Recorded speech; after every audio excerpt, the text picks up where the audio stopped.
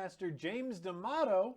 And tonight, we are going to re-enter the Dungeon Dome. The Dungeon Dome. With an exhibition match for 2 new competitors. I'm really excited to show this off to you guys.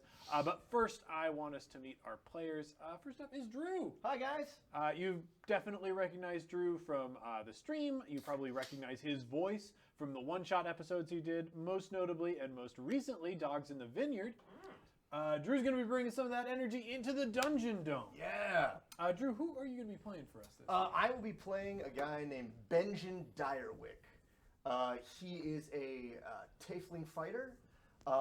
He was raised by a Lord of Hell and serves him in his countless legions. Hell yeah. I fight for darkness, but I got that good heart deep down. It's in there. Yeah, or it might have been ripped out. I'm not sure. We'll that find. good void. Yeah. Awesome. And next up is a new face, new voice, Bill. Hi, guys. Hi. I'm playing a character named Claudish, like CLAW''DSH. He is a lizard folk, also part of the ranks of hell. There's all throughout the underworld, we decided there's villages of lizard folk, and they have like particular demon deities that come to their villages and ask for tributes or strength. Cool. And through that, he kind of proved that he was part of the stronger class of magic users in the lizard group, and throughout countless battles, met this guy, and they've kind of turned into an unexpected, we seem to always live through these things. We move from regiment to regiment. Yeah. 'Cause they all die, and we've survived. So Nice. And you guys have, since there aren't too many sort of military actions going on, I mean, the forces of hell probably have a couple more wars brewing than we know about, but you guys have mostly been wandering around on terra firma, mixing it up in the lower circuit matches for the Dungeon Dome. Good. This is your first time on the soil of the big dome. the big stage, nice. This isn't like one of the heavier nights.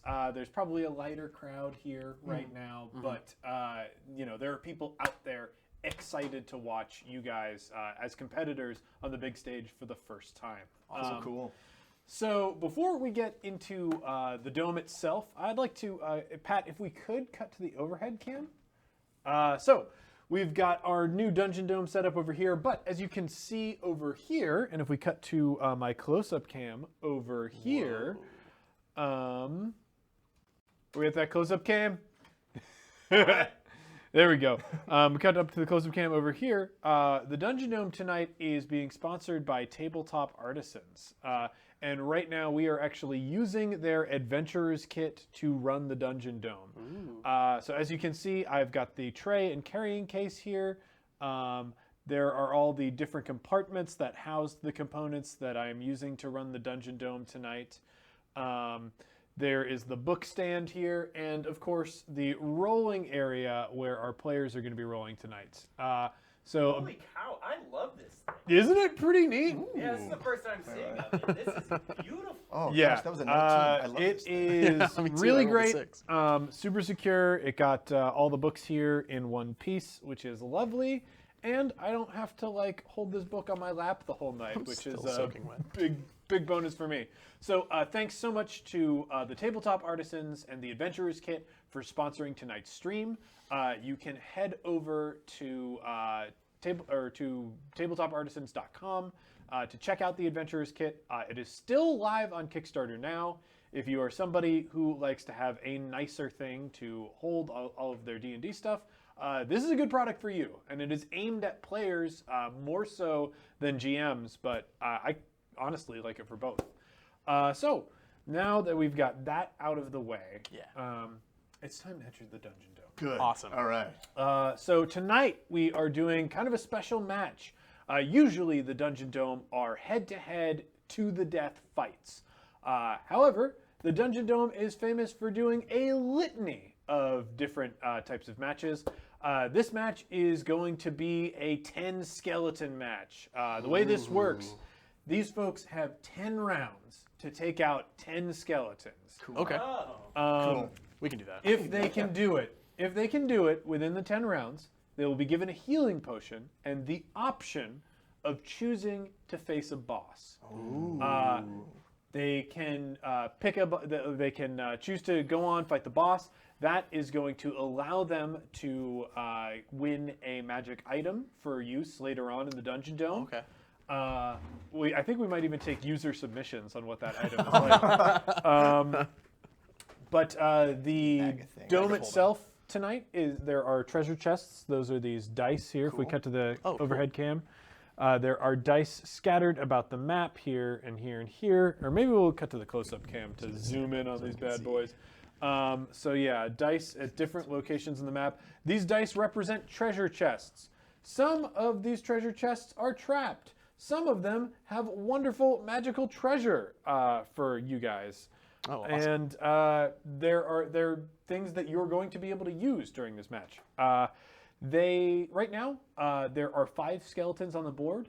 Each time a skeleton dies, it will be replaced by a new skeleton until you have gone through the full 10. If one of you dies, the other is going to be able to continue to fight for the team. Good. Cool. And if you manage to take out all 10 skeletons with only one of you, the other one will still be given a healing potion to help during the boss encounter. Great. If Cool, you cool. should choose to do that. Just completing the match is going to qualify you to enter the majors for the Dungeon Dome. If you manage to beat 6 skeletons but don't complete the whole thing, those points are going to go towards you. If you fail completely, you are disqualified and you have to right. re-go Report through the minor back. league. Report. Oh my gosh! Go back to the Hell Lord and tell them we failed. No, Yeah, no. exactly. There's no doing that. Die. Yeah. This is to the death for us. You die in real life. Oh yeah. But audience, as always, should one of these gentlemen die in the Dungeon Dome, you will need to decide whether they live or die. Do you guys have a hashtag or a team name that you want the audience to use to cheer you on during the match and save your lives Cool. should you have a death save? We are called the Nothing. Ooh, I like it. Never ending That's story. where we'd like to send you. So hashtag nothing would be. Hashtag nothing. Yeah. Love it. Ooh. I mean, it's okay. What was your hashtag was fuck the audience. Fewer heels. So Hashtag nothing else matters. with that, you guys are going to be entering the Dungeon Dome here. Great. I have given you these sort of generic looking humans because Cool. you haven't earned individual miniatures yet. Oh, That's of fine. course. I need you to describe your entrance into the Dungeon Dome, and with it, physical descriptions of your characters, so the audience can get an idea in their mind's eye Okay. of what you guys are like. Great. Okay, so I'll go first. Down the ramp, there's a bunch of smoke that comes out. Smoke and fire and things like that. And out of the smoke and fire comes a relative, about 6 foot tall tiefling. He's got reddish skin and dark black ram horns.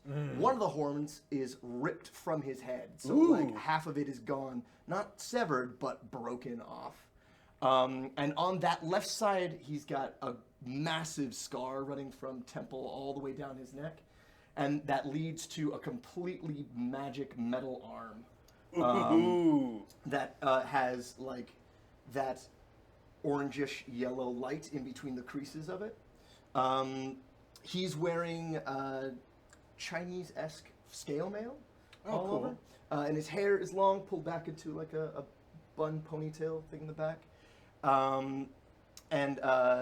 He walks into the Dungeon Dome, flexes his middle arm, reaches back and pulls out his long sword, which is kind of a Chinese Dao-looking long, like broadsword thing. Yeah. And places it in the center and just sits there and waits. It's just no words. Yeah. Cool. And then the smoke, which has built up in the tunnel at this point. Yeah. From everyone's expecting someone to come out through the ground, but lizard folk, claws are cool. Climbing in from the top of the ceiling, Yeah. goes up. goes like right up to the edge of the wall and just kind of like stares down the audience members that are sitting right there. Those audience members get to see a dark purple, green eyes, and red feathers lizard folk. And he has a hood on, so it's covering most of his face. So anybody else that might see him, they'll probably just see like the tail, like if they're on the other edge of the Colosseum, as I'm imagining it. And after kind of thoroughly making eye contact with all of them, does a backflip off of the top of the door, and just very, very slowly and confidently walks right behind Benjen and gets to his standard like shadow position behind Benjen. Perfect. All right. So these are your characters. Decide who is who and position them as you like. Really, anywhere in these 2 squares along this wall is just fine. After that, Yeah. we are going to roll for initiative. I am going to be doing 5 different initiative rolls for all the skeletons that I have to control. Start killing people. So you're giving them each a different rank in initiative. Yes, they're each getting a different rank in initiative. Normally, I try to group things together, That makes sense. but Not for this. I think Not- it makes a lot of sense. yeah, Yeah, I want this to be a little bit more tactical. Yeah. What level are you guys? 3. Level 3s. Everybody so far is level 3, except for the mysterious competitor who broke into the Yes, last match. That OP competitor who stole the belt from me. Well, it was 1 person versus 2 people, so I feel like She was a tiefling too, wasn't she? she was a tiefling. Yeah. That's correct. Tieflings dominate the dungeon dome right now. Yeah, I mean, there are definitely op-eds written by people, man, I wonder what message boards are like in New Celia. It's literally a board that people Just run up nail their opinion to. like a 96 Theses. But yeah, it's like somebody's got their blog up there. Tieflings are overrepresented in Dungeon. And actually, they're really shitty opinions too, because it's some human being like, humans are the most populous race in New Celia. Why don't we see more human competitors in the Dungeon Dome? And it's like, there are plenty of human competitors in the Dungeon Dome. They just lose. They just Yeah. lose. He's not as cool. Idiots. Let's see, where's the initiative on 5th edition My 46-page characters? thesis as to why there needs to be more dwarfs in the dungeon. Do they not post the initiative in the monster It manual depends for on the 5th edition? I guess not. If it's like a skeleton, they might not. Yeah. I think, I'm just using his dex. yeah, it's just okay. accent. Okay. Do you want us to roll as well? Or- Yeah, roll for your initiative. Roll into the box. Can I ask, not to metagame too much, but Yeah. what's the challenge rating on a skeleton? Challenge rating is 1/4. So the match that they've got, if you were fighting 5 skeletons at a time, it's considered a medium challenge. However, those skeletons are going to get replaced as they die. So it's not so crazy as there are 10 skeletons shooting at you just at all at once, but you are dealing with the fact that these skeletons essentially have higher hit points. Yeah. So it'll be an interesting challenge for these 2 to deal with. Additionally, the limited number of rounds is Yeah. another resource to manage. Exactly. Yeah, every turn has to count in this challenge, which I'm looking forward to seeing how they pull this Pull off. punches. I love the role-playing aspect of D&D, but I also love the tactical It's Yeah. a lot of having fun. to apply it. So Yeah, this is a 100%. great challenge. All right, so for you 2, what did you get? I got a 20. And I got an 20. 18. Hot rolls. I love this Yeah, box. this is a good I rolled box. really high in this Yeah. box. Yeah, that's, I mean, really, we just have to thank the Tabletop Artisans Yeah. for Yeah, that's thank what you, it is. Tim. and the Adventurers Kit. Thank you. If we live, it's Ding. because of you. Awesome. So, Drew, you are the first to go. I want to point out, because I think I didn't really point this out in the last Dungeon Dome challenge, you have the option, if you want, of making skill checks, of making perception Oh, checks, okay. of actively looking for traps and hazards. The Dungeon Dome is not only an arena you compete in, it is an arena full of deadly, deadly traps Cool. that you can suffer or use to your advantage. Cool. It's So like Benjamin's childhood. Okay. Awesome. It's everything Okay, for us. so immediately, Benjamin sees these two skeletons right there. On his waist, he's got this like twice wraparound belt that's got like a bunch of stuff on it. And he reaches back and he pulls a vial of yellowish liquid and he chucks it at these two right here. I believe that's a strength roll to see it, or is that Dex, a thrown weapon? That would be Dex. Is Dex? Okay. Come on, Vox.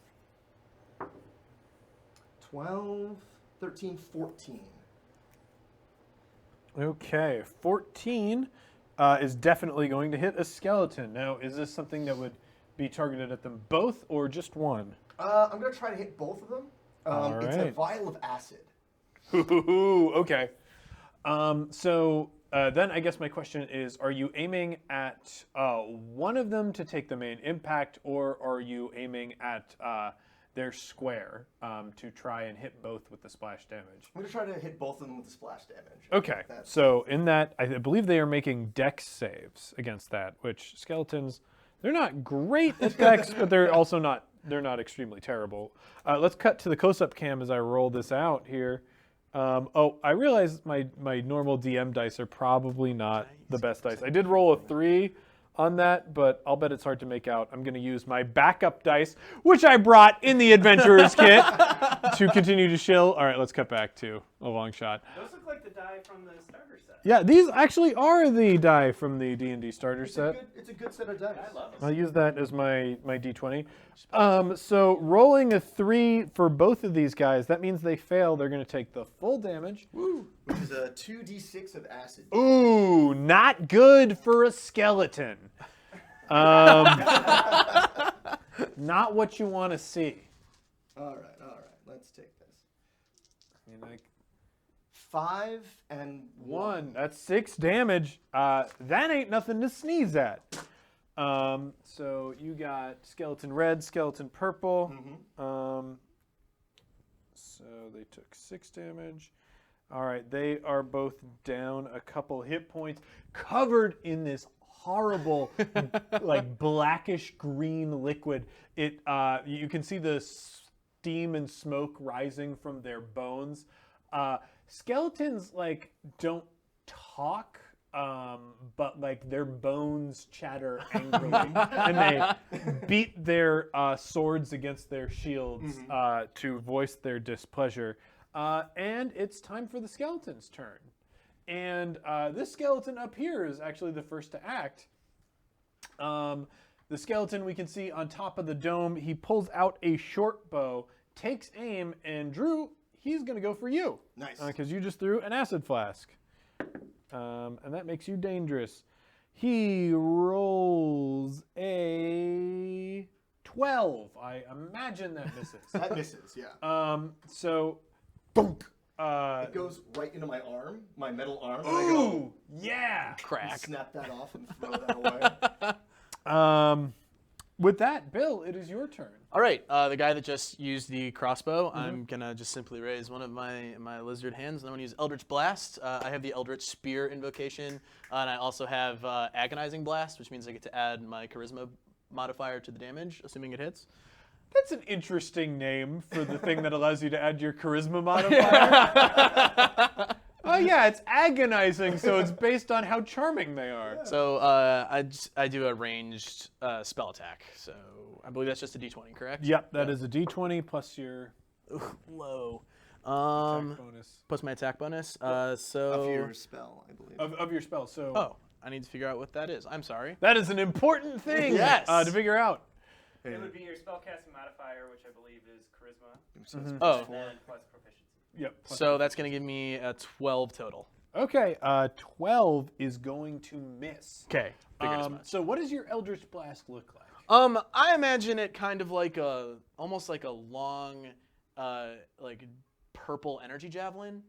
Does it form in your hand before you throw it, or do you like blast it out of your hand? I like the idea of that he can. I mean, it doesn't always have to be this way, but Yeah. I imagine there's like a throwing sort of sense to it because Like a it's backhand to it. got such a long range to it too that it's I kind of like the idea of like you put a little English on this one. You're trying to show off. Yeah. You're like it's your first time in the dungeon. Right, dome. yeah, the nerves So are like you do like an underhand, like the javelin shoots out. It's got this hard. It's like a purple spear. Yeah, kind so- of like a dark energy. So yeah, something you did- there's like this purple sphere. It's sort of like looking directly into a UV light. In fact, it Yeah. hurts most of the audience to look at it. Nice. And black lightning crackles around it. Like you can see like the trail of lightning and like pure ozone coming out of your hand as it streaks past your opponent. The skeleton, I think it was a good throw, Right. but it just goes exactly through Through a its bone. ribs cage.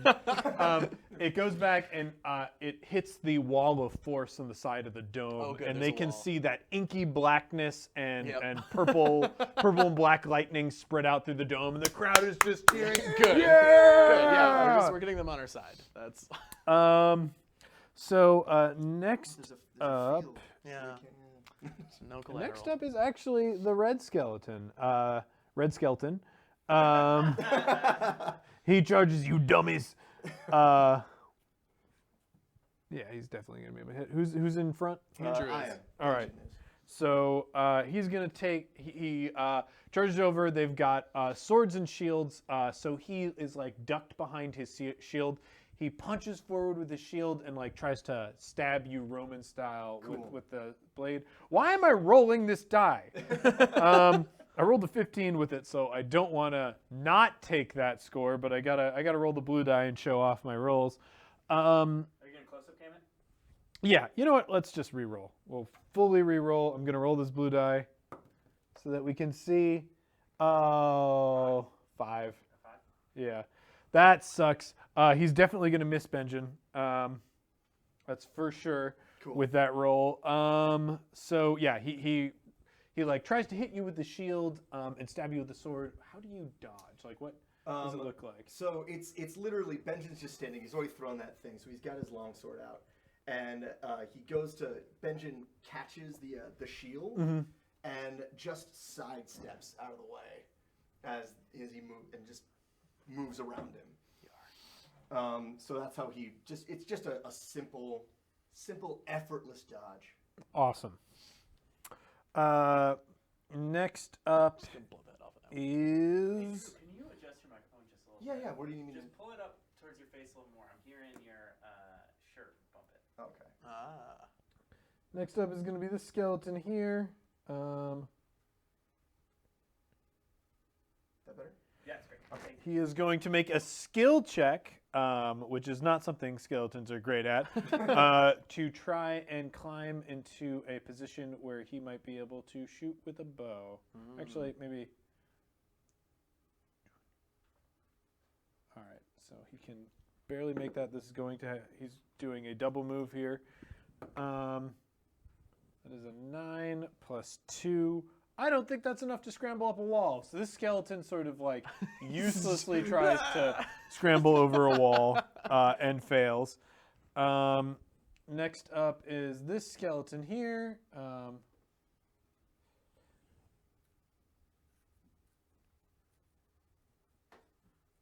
He's also going to try and scramble up the wall. He rolls a 19. Woo. And man, the way skeletons climb is super weird. He like awkwardly like latches his fingers onto different stones, and he's like climbing, but it doesn't look like human climbing. His leg swings up over his head and like goes into the wall too, and it looks like just a horrible angular spider climbing the wall. But he makes it on top of the wall. He does not have any actions left after that, so he is, sort of leering at the battle. I think he has partial cover against him right now. Yeah. He's leering at the battle from the top of the wall. And that is round 1. At the end of round 1, no skeletons have gone down. No. Yeah. We're okay. So y'all are gonna have to pick up the pace. You've got 10 rounds to do it. I think you can do it. I think so. I don't. Oh. Ooh. Scary. That's Gary sitting in the I don't. Gary is Gary a commentator for this match? They brought him into the booth. Yeah. It's like, oh boy, it's looking dangerous. All right. So with that, we begin round 2, and that starts with Drew. Okay, I'm gonna take care of the guy right in front of me. I think that's the best thing to do here. Mm-hmm. So, I mean, he's injured, definitely. that's an 18. 18 will hit a skeleton. 18 before anything. Before anything else, so it is. Let's see here. That is a 1d8 plus 3. Oh yeah. That's an 8. 8. 9, 10, 11. But it's slashing damage. Does that count? Slashing damage is, I think, the damage you want against skeletons. Let me check. Damage vulnerabilities, bludgeoning, but the only immunities they have is poison. Oh, okay. Oh. So that's good. Yeah, he takes the full brunt of that one, and the red skeleton is out. Nice. He will respawn at the start of next round in a random place. Sweet. Cool. So I feel like what Benjamin does is he made that sidestep, and he just takes his longsword and he pushes it through the guy's ribcage, and then he just twists and pulls up. Nice. And the guy splinters. Yeah, the skeleton chatters, splinters, and unlike the classic Dungeon Dome thing is that when somebody dies, you see them dead for a second, and then they're teleported out and resurrected. Skeletons are not so. Skeletons fall to the ground, and their bones are burned up from the inside. So we see Oh, wow. this reddish fire spread out from the bones, and it turns to ash and just blows away. The guys. crowd. Oh, I'm sorry. Oh, go ahead. Yeah. The crowd goes wild as the first skeleton is down. On the scoreboard on the side, you can see one skeleton, round 2. Yes. Yeah. I think Drew's battery might have gone out. Is my battery out? I think so. People are saying they're having a hard time. Oh no. Okay. Maybe I should actually. No problem. We're going to take a quick pause while Pat goes to grab the batteries. I believe the batteries are in the red thing there. Maybe I should turn it on. No, it's on the other side. Oh, all the way up to the, We put the bent middle- line. The tripod's in the way. Do it to the bent line. Is it to the bent line? Bent line. Yeah, that might be mean, why. Hey, that might be it. I Try now. doubt it. I doubt it. We'll see. Try now. Maybe. So yeah, we'll just take this time here Hey, Drew, to talk. try. Hey, how's it going? Not Keep do. talking. I'm gonna keep talking. I'm just gonna talk, talkity, talk, talk. You sound great to me. Okay. All right. How's it sound All straight? right, cool. Well, here we go. All right. Sorry. So sorry to interrupt. That's fine. All right. So, do I have a move action? I have a move action. You do have a move. All right. You gonna be good? I'm fine. All right. I gotta turn around and I pat him on the back like, you gonna be all right? All right then. All right. And he makes a run for it. Just nods.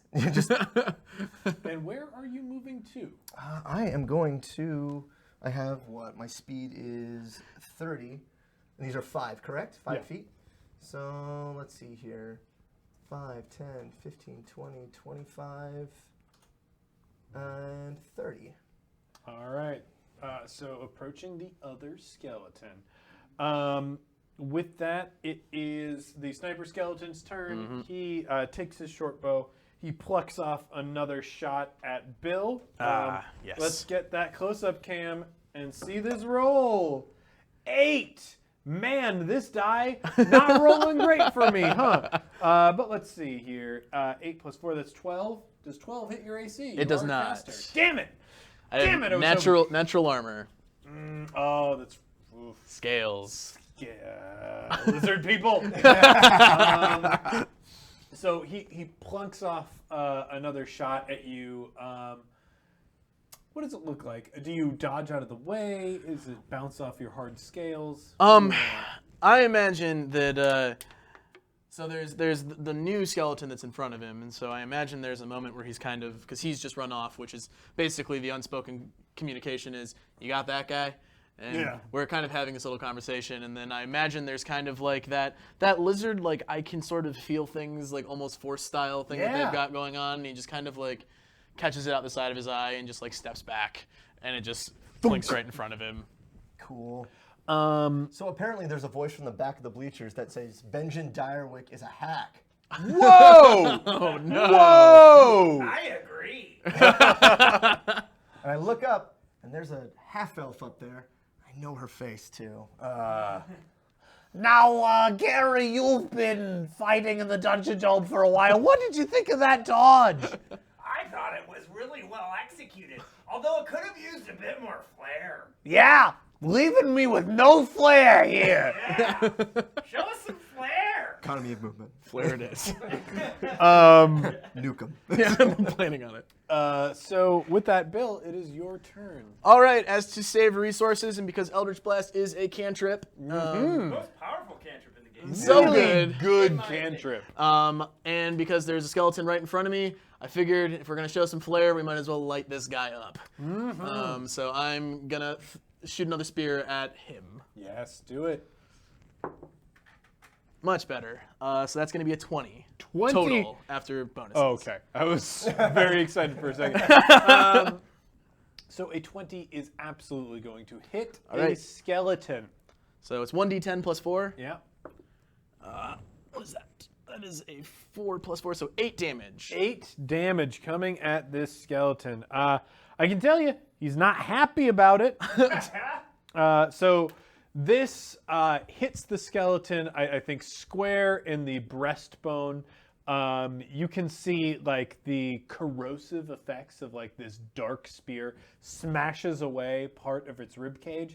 Because skeletons are animated by magic, like it still has its shoulder, it still has, you know, its spine, its other arm, like it can move around, but the rib cage is essentially gone. Right. And we can see some of the bits of the bone have like shattered out so far and so fast they've stuck into the wall on the side of the dome. Trophies.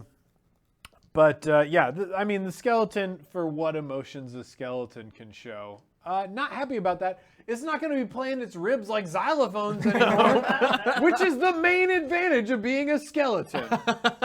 When they're not fighting, they have a band. So they bring them Yeah. out and they do the band. So next up would have been Red Skeleton, but he is temporarily dead, which brings us to this skeleton who couldn't climb a wall earlier. I think it's still going to try and scramble over that wall. I think it's going to move here and try and scramble over this part, which is slightly easier. He just needs just needs to hit a 10. Yeah, we're going to cut to the close-up cam here. Watch this be my only 20. It's a 6! 6 plus the skeleton's 2 dexterity is not going to be enough there. It's just like the other one climbed like a weird bone spider, and this skeleton just like can't even like stumble over some rocks. Because I feel bad for him, but he's got to be punished. He actually trips over the wall. Some poor cobbler's bones they got. Yeah, he's prone right now. Man, I wonder what the bone donations are like for this Dungeon Dome. Here's the thing that I think about the Dungeon Dome, really. Because like there's just a big like fandom for the Dungeon Dome. There are a lot of people who like when they die, they're like, when I die, I want my body in the dome. In the dome. You send my skeleton in there, I'm gonna mess up an adventurer. If I ever die, please put my bones in. And like you can see, like on the board, like they've got the different family members. Oh, so like the Oh yeah, donation. yeah. It's like this was donated. You get your brick in the wall. Yeah, by Brent Cobbler. This is how he's an adventurer. It's not how he saw himself, certainly. But you know, they can't all be winners. Can't all be Red Skeleton, even though he died immediately. So Drew, that can I use your one, D10? that one stumbled. We easier to move see. on to the skeleton who did manage to climb earlier. It looks like he's got a really clear shot at Drew right now. It does. So we're gonna pull up the close-up cam once more as I roll an attack. Wow! Oh, that is a critical fail. You It's the don't devil's like own that. luck. So with a critical fail, that is going to count against him more severely. Technically, I think this other skeleton is in the shot. Nice. So I am going to roll damage against that. Be warned, though, players, that can be a two-way street. It's true. So with that, I'm going to roll his damage here, which is a D6. Where's my D? There it is. D6 plus 2. 7 damage comes at this purple skeleton here, who was hit earlier. That is enough to take it out. There's confusion in the score box right now. They're What? like, does that? So, Gary, while the judges are deliberating, you've definitely, like, not a veteran because you premiered at the last Dungeon Dome Tag Team Championship, but what do you think, you know, as a warrior? I think you should take every advantage you can get. Therefore, if somebody else botches, like, I don't know, drinks a potion that takes away half their health, that's your advantage. Yeah. You get those points. That's true. And, the judges are in. The judges are coming in. I, Kazoodle, am announcing now, it counts. It counts. The judges say it's good. 2 skeletons down. 2 skeletons down. It's round 2. This is going really well for you guys. The remaining skeleton, that purple skeleton, is down. So we enter round 3. It ticks over to round 3. With round 3, skeletons respawn. The way respawning is going to work, this is going to be divided into 6 rough quadrants. Cool. I didn't like lay them out beforehand, but it's going to be, 1, 2, 3, 4, 5, 6. So So they enter from whatever you roll. Gotcha. let's check the first one, and man, I think you'll be able to see this still. 1. So we have our first skeleton enter. And skeleton number 2, 5. So 1, 2, 3, 4, 5. Okay. The skeleton is going to enter up there. So we have our new map layout that we can see.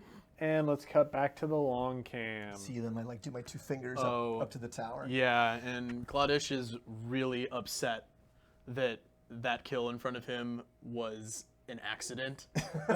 He feels like he's being shown up right now. Oh. So we might have to whip something out here. All right, Drew. Okay. All right. So that guy was dead. Like Benjamin was like moving very purposefully towards that one. Yeah. And then he gets hit and he drops and look around, goes up. All right, fine. Can I do that? I think I got a good enough dex for that. 5, 10, 15. Let's see. Yeah. It was So you will need to make a dex check in order to do this. okay. But I think you can probably do it. I'll probably do it. 4, 5, 6. 6? No, sir. No. No, I say no to you. So, do you mind if I fall off? Is that Yeah, you definitely fall. So it's 1, 2, 3. It's misstep. yeah. I'm gonna allow you another roll to not be prone. Okay. That's a 5, 5 plus how much? 5, 6, 7. Oh, look at that! Oh You man. fall on your face. The crowd roars Oh. with laughter. The devil ain't gonna like this. Oh That's not his favorite Crumbling thing. under the pressure. So that was one action. You do still have another. no. I'm gonna get up. And we'll Pat, call that. question to one game master to another. Getting up is an action in 5th edition, right? No, getting up, what it does Ooh. is it reduces your move by half. Okay. So Okay. you've got 15 feet. I got 15 feet. And boy, oh boy, it looks like you're 15 feet away from a prone skeleton. Yeah. So we'll do that, and can I attack? Is that or You cannot attack. I cannot attack. I'm this done. this But was you're your dead. second action. I'm going to do my action surge. Hell yeah! Hey. There you go. All right, looks like we've revealed that we have a fighter here. So, action surge. You can take one additional action. All right, so let's just do that. I'm going to. How many times can you action surge? I believe it's once. Yeah, Once per encounter. For a level 3 character, once per encounter. So this is a big use. Yeah. Okay. But this skeleton's armor class is definitely impacted by the fact that it is prone, so you have advantage on this roll. 10. It's going to be 15. 15 definitely hits, so you didn't even need that advantage. And let's use that. It's going to be, oh no, it's a D8, not a D10. I believe Zemps asked, what are the classes? We have a fighter and a warlock. Yeah. I'm going to use this two-handed, which is, since my longsword is versatile, it's going to go to a 1d10 Cool. in damage. Do it. 6. 6 damage. Not enough to kill this skeleton, which I believe is the blank skeleton, yes. But it is enough to make it hurt. So the skeleton, you've got a longsword, you said? Got a longsword, yeah. Yeah, you bring it down hard on this skeleton that's like sprawled across the wall, smashing its bones. You can see that like it's lost an arm, like it doesn't have its shield anymore, and it's sort of like limply waving its sword around in anger. Poor cobbler. And now we cut back to Sniper Skeleton, who took a big hit last time and has had really, really bad luck with his shots. He lines up a shot on Bill. Let's see. That's a 2, baby. He can't do it. He's just so bad. I wonder what he was in life that he sucks this much at archery. But Great. this one, you have the opportunity for flare now. Well, yeah. Well, Yeah, I I heard the imagine. announcement. I imagine at this point, there's a really like thick, dark purple, like cloud that's starting to come off of his eyes because he's so frustrated about his Yeah. performance so far. And I imagine he just turns and the arrow goes right by his face, and he's just completely unfazed and is raising his hand. Love the no sell on that. It's the exact On that opposite of arrow. what I asked for. And I'm really impressed. I'm into it. I'm into it. And it's my turn, right? Yeah. Great. I'm going to target the top of that tower, I'm assuming it is, with Shatter. Ooh. It's 10-foot radius, so it's going to hopefully hit that whole area It up should there. hit both of them, yeah. And it's 3d8 thunder damage if they make a con save. Oh, shit. This is not good for skeletons. All right, so I'm going to roll a d20. This will count for both of them for their con check. 4. They roll a 4. Wow. Like some skeletons. The rolls could not be nicer to you tonight. 7. So that's 16, and I don't add, no, just 16 damage, 3d8. 16 damage. 16 thunder damage. Guys, both of these skeletons go down. Just like a. I imagine the top of the tower shatters a little bit. Exactly. Yeah, like some of the wood like Yeah. dislodges. Twigs of bone. Yeah. There's like bone powder going up everywhere. There's like a big. Yeah, and I imagine it just kind of looks like a moment of almost like there's just, it's clear to the audience the air is really thick around that spot for a second, and then as the air pressure almost kind of condenses and condenses and condenses, it just lets out. And just like huge crack of sound and wood flying everywhere and bones flying everywhere. Yeah. God, what do I? Well, here's an interesting thing. We had that you said. What was the name of the attack? Shatter. Shatter. Okay. We've got a treasure chest up here. It would probably destroy the chest. So yeah, I'm gonna say we will have to reveal whatever is in the chest now. and I need you guys to roll a d6. Yeah, it specifically says a non-magical object that isn't being worn or carried also takes the damage if it's in the spell's area. Perfect. So this is definitely going to shatter open the chest. 4. 4. Okay. So You can do the next one. the chest No, that was yours. You got it. shatters open, and we can see a potion up here. I'm gonna put the 4 down. There is a vial with a orange liquid inside. Orange. Kickstarter. Yeah, it's a kickstart. What could it mean? With that, it is the next person's turn, and we had some deaths here.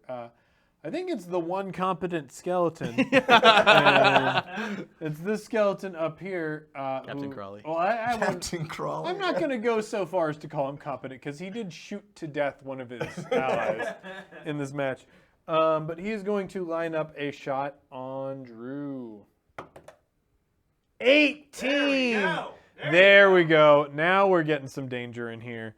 This is, I think, the first damage that the skeletons have managed to get out there. This is 1d6 plus 2. Let's Okay. see what this damage is. Let's cut to the close-up cam once more. And that's 4 damage plus 2. That's 6 damage coming at you. Okay. That is a big hit to take at level 3. Okay. Which means, as a reaction, I'm going to cast Hellish Rebuke on him. Whoa! So, hold on a second. Casting as a fighter. Demons. I wonder what's going. Is this a It's tiefling a thing? tiefling thing. Yeah. That's fucking radical. Okay. So it is. It's 3d10 fire damage. And Whoa! It's just 3d10 Just. fire That's damage. huge for level 3. Is it once per encounter as well? yeah, Or once yeah, per it's like a day? once per encounter thing. Yeah. But yeah, so it's a 3d10 fire damage, and they. Pat's like doing the math in his head right now, just studying Just these studying potential us. opponents. One reaction you take. What are you looking for, Drew? Hellish Rebuke. Gary's You taking point your notes. finger, and a creature that damaged you is momentarily surrounded by hellish flames. The creature must take a dexterity saving throw. It takes 2d10, but since you're doing it at second level or higher, it's 3d10. 3d10. Okay, so I guess we got to go to close-up cam for this dexterity save, and this is for half, right? Yeah. Oh yeah. Mhm. That's 8. That's 10, which I imagine is not a good dex save against you. No. So he takes the full The full damage. 3d10. So that's The 3, first 4, one. He's 8. There we go. 8, So 9, 10, 12 12. total. Yeah, that's enough to kill this skeleton. Oh, Crawley. So How many the total is it now? That's 5. 5. That's 5 skeletons dead. the arrow streaks and hits it bounces off of his arm and shatters, and the shattering of it like splinters into his face. So he's got a bunch of like wood chips like sticking in his face, and Benjen looks over and just snaps his fingers. Yes! And the guy ignites. Oh man, I think this is like even more horrifying than that. Like snaps his Oh, fingers. yeah. The skeleton's like, what does that even mean? And it's like preparing to draw its next arrow. And because like this works in rounds, they're like 6 seconds. It like pulls back the string, and I think the first thing to catch fire is the skeleton's hand. Oh, cool. That catches the string on fire. The bow snaps out of control. It like smacks this skeleton in the skull, shattering part of the skull as fire engulfs its arm, and it just sort of watches its body as it Yep. disappears into ash as this incredibly hot hellfire just like ashes it right there. That falls gently on top of the wall. And we cut to, dare I say, the most incompetent skeleton. This guy stands up. Pat, here's a DM to DM question for you. Yep. In 3.5, standing up provoked an attack of opportunity. Oh. Does it do that in 5th edition? You know, I don't know off the top of my head, to be honest. I would think it would, All right. but I'm not certain. I believe it does, because the only way you can get away if you're that close within 5 is to disengage. Exactly. He's definitely not going to He's not- disengage. he's not Any sort disengaging. of movement or action you make within 5 feet Yeah. would make the attack of opportunity happen, in my opinion, without looking at Yeah. the rules. I believe we're about to see the end of this skeleton. Drew, It's about take your time. attack of op. All right. 15. 15 will hit a skeleton. All right. And I'm going to continue with my two-handed. So I'm going to use a two-handed, and it is a 1d10 plus 3, which is 6 damage. All right, 1d6 damage. Take it. Take it. Oh, No, 6 damage total. Oh, 6 damage total. This is a d10. This is a d10. Yeah. All right. This skeleton, like. Oh wait, you already hit this skeleton. Yeah. Okay. So this skeleton is a shell of its former self. I think So the deep. spine is intact. It has its sword, but the legs are gone. So like it is weirdly bound. Like you took its legs out from under it. It fell down, but like still managed to pull itself up. It's like balanced on its hip bone right now. And it's like a weird combination between a cobra and a skeleton. It has only one arm, and it swings forward with its like shell of a body. 8. Not what you want to see from a skeleton. So 12. Does Damn, not- yeah, these does not hit. skeletons can't hit shit. Oh, they're terrible. They're really bad. I mean, we've seen good skeletons. Yeah, we have. I saw red skeleton. Red skeleton. He know had good such a skeletons. Yeah, we know good He had such a fun name. There's plenty of skeletons in Hell's Army. Yeah. So it's like, where do they get these subpar bones? What? So it would be Red Skeleton's turn, but Red Skeleton is dead. Bye, red skeleton. And Purple Skeleton. Okay. Oh, interesting. So Jordan is saying, and he also says, who cares? But with 5e rules, as long as you stay within close quarters and don't step out of engagement, it doesn't make an attack. Oh, interesting. Good to know. Interesting. I think it's less interesting than what just happened. But we'll play it right in the future. The Purple Skeleton lines up a shot against Drew. It draws its short bow. Oh, through Interesting. the archway there. Yeah. Pulls an arrow back and fires. Let's see what this skeleton rolls. Are you ready for the close-up? Yeah, I was reading chat. 15. Oh. That's going to hit. That is gonna hit, yeah. And let's see. Damage on the short bow, again, is 1d6 plus 2. And I think, Drew, you're the only person who's taken damage so far, right? So far, yeah. 4 damage coming at you. I've been fortunately nimble. But very, very slightly nimble.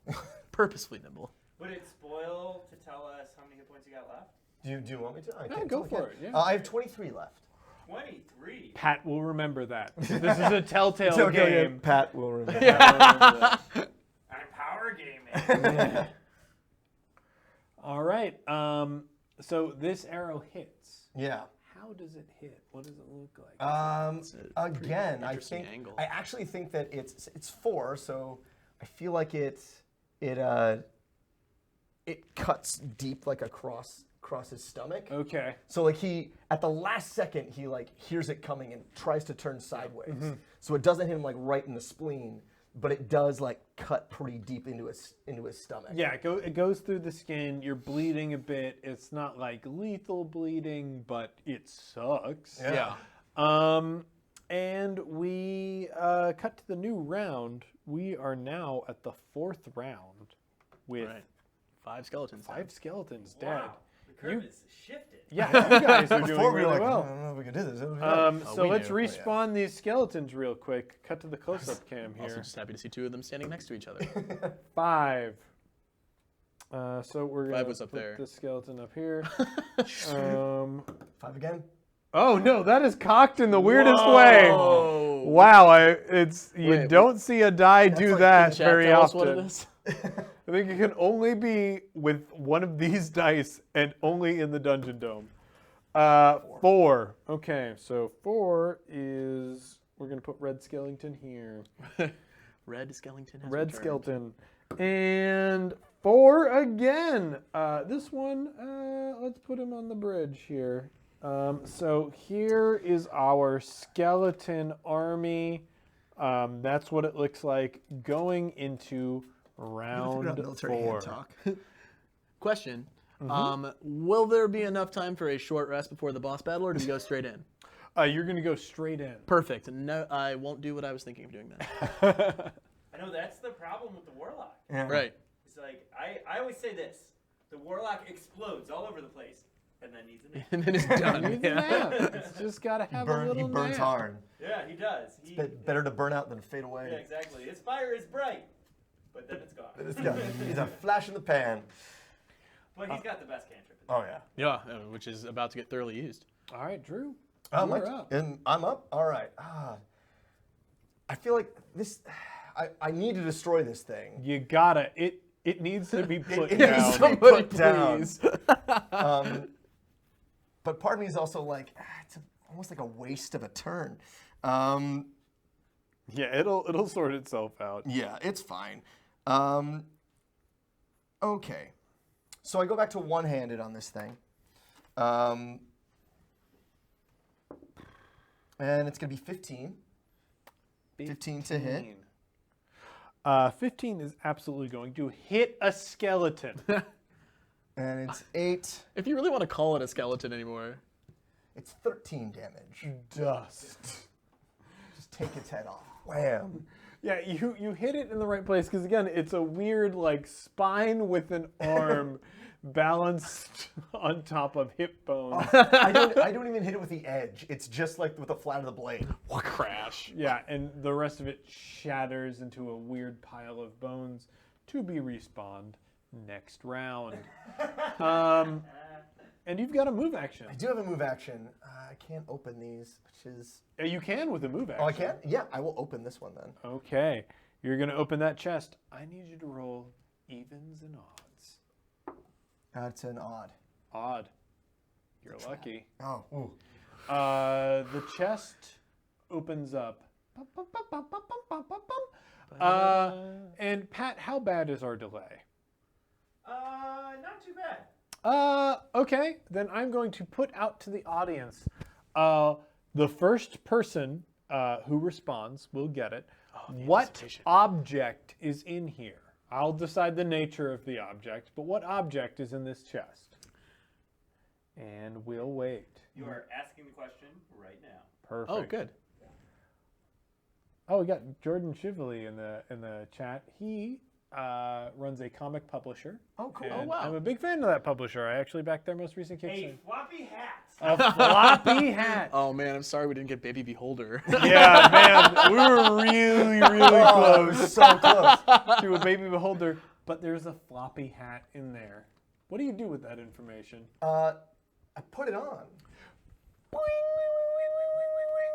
Okay.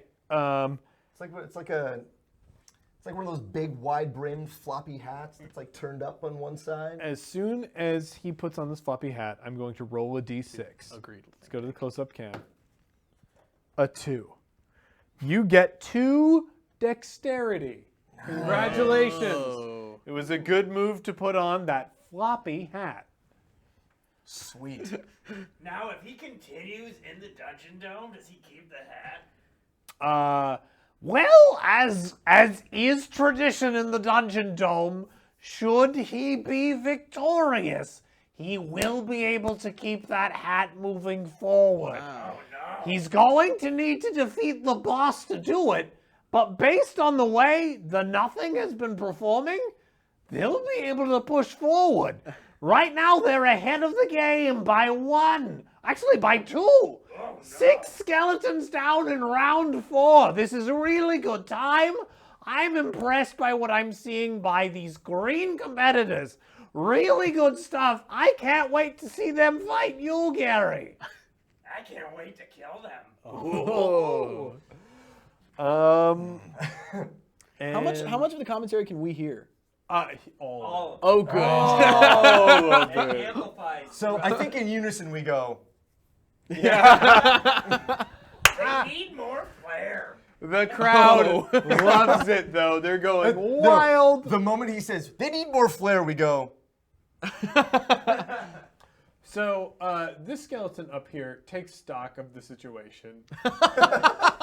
It knows that right now Drew is the most injured of people, and this person has been slinging ranged damage like nobody's business. So it moves over here, and let's get a close-up cam angle on this thing. See if this monster has a clean shot. Close-up cam. Pat. Close-up cam angle. So like we can Working on the see, chat. this thing has a clean shot at Drew. Clean shot at his head. Yeah. So we're going to take a shot. Well, actually, no. Keep that up because we got to roll the die. 13. This could actually hit. That is going to be 17. It doesn't. Wow! Wow! Man, Drew's got good AC. Or actually, not Drew. Benjen. Benjen has really good AC. He must be wearing chainmail. So with my scale mail, and I have a shield, and the shield is my metal. Pat will remember that. I'm taking notes. So I feel what happens is he shoots that arrow, and again, he hears the Benjen hears the whistle, and he just puts his arm up, and it hits the arm and shatters around it. Yeah, and we get one of those cool, because this is definitely possible in the Dungeon Dome. Oh, like yeah. on the Jumbotron, we see like an incredible slow motion shot of the arrow like flying through the air, bending and crumpling. It's just splinters around Benjen, and it gives you like a Matrix style 3D shot of all the Oh, yeah. splinters around him, and his face is completely impassive. Oh, yeah. You just like move that arrow up. And then as the camera goes right there, the camera stops and Benjen winks for the camera. Yeah! There we go. The crowd loves it. There's the flare. That's what you want to see. That's a Dungeon Dome competitor. So yeah, we passed that skeleton's turn, and it's Ben. It's gonna be Ben now, or not Benjen. Claw. Yeah. So thanks to the 300-foot range of my Eldritch Spear, Goodness. I'm gonna just take a shot at the one on the ramp. The one on the right. Oh, right here. Yep. Well, you're gonna need to be able to see it to do Oh, that. okay. I believe Well, you then need I line should of probably sight. move. Oh, I see. Okay. I think actually you'll be able to get line of sight through this little window here. Oh, good. Oh, that's cool. That's nice and That's really- flashy. it's him walking by and going, "Oh look." Oh, hey, what's going on there? And you think if I go right there, that'll be good? Yeah. Great. I mean, Okay. he's the only one who's going to be able to see you. And I that's also, gonna be a hard like shot. that the little figure has a spear. That's wonderfully appropriate. So yeah, I'm gonna take a shot at the skeleton on the the ramp here. on the yeah. ramp. Yeah. yeah, and gonna try and shoot through that hole. Go and hit for it. him. I mean, it's no problem for you shooting through the hole. It's going to be a problem for the skeleton shooting back. Apparently, it's a problem me shooting through the hole. That's gonna be a 13. 13. So 13 is not going to hit. What it is going to do, since the skeleton is in a precarious position, we can't see it. Well, I guess I can like sort of build it here. This is over a spike pit. Not as threatening to skeletons skeleton, as it yeah. is to meat people. But that skeleton is over a spike pit, so it's going to need to make a dexterity save. And based on the way that I've been rolling, this could be disastrous. Oh! There's the 20 that I get when it was based on a reflex save.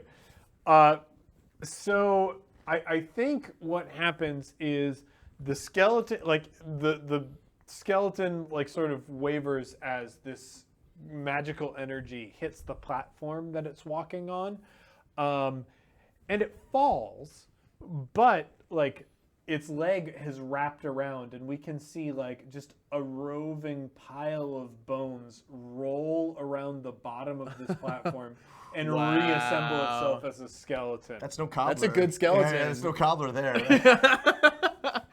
Yeah, that's somebody who's. I think that's like a yoga master. Somebody who's like really flexible in life, and like that translates. That translates. If you do yoga, in death, if you're raised as a skeleton, you'll be able to do cool bone tricks. Yeah, that's true. So take care of yourself, Yeah, everybody. guys.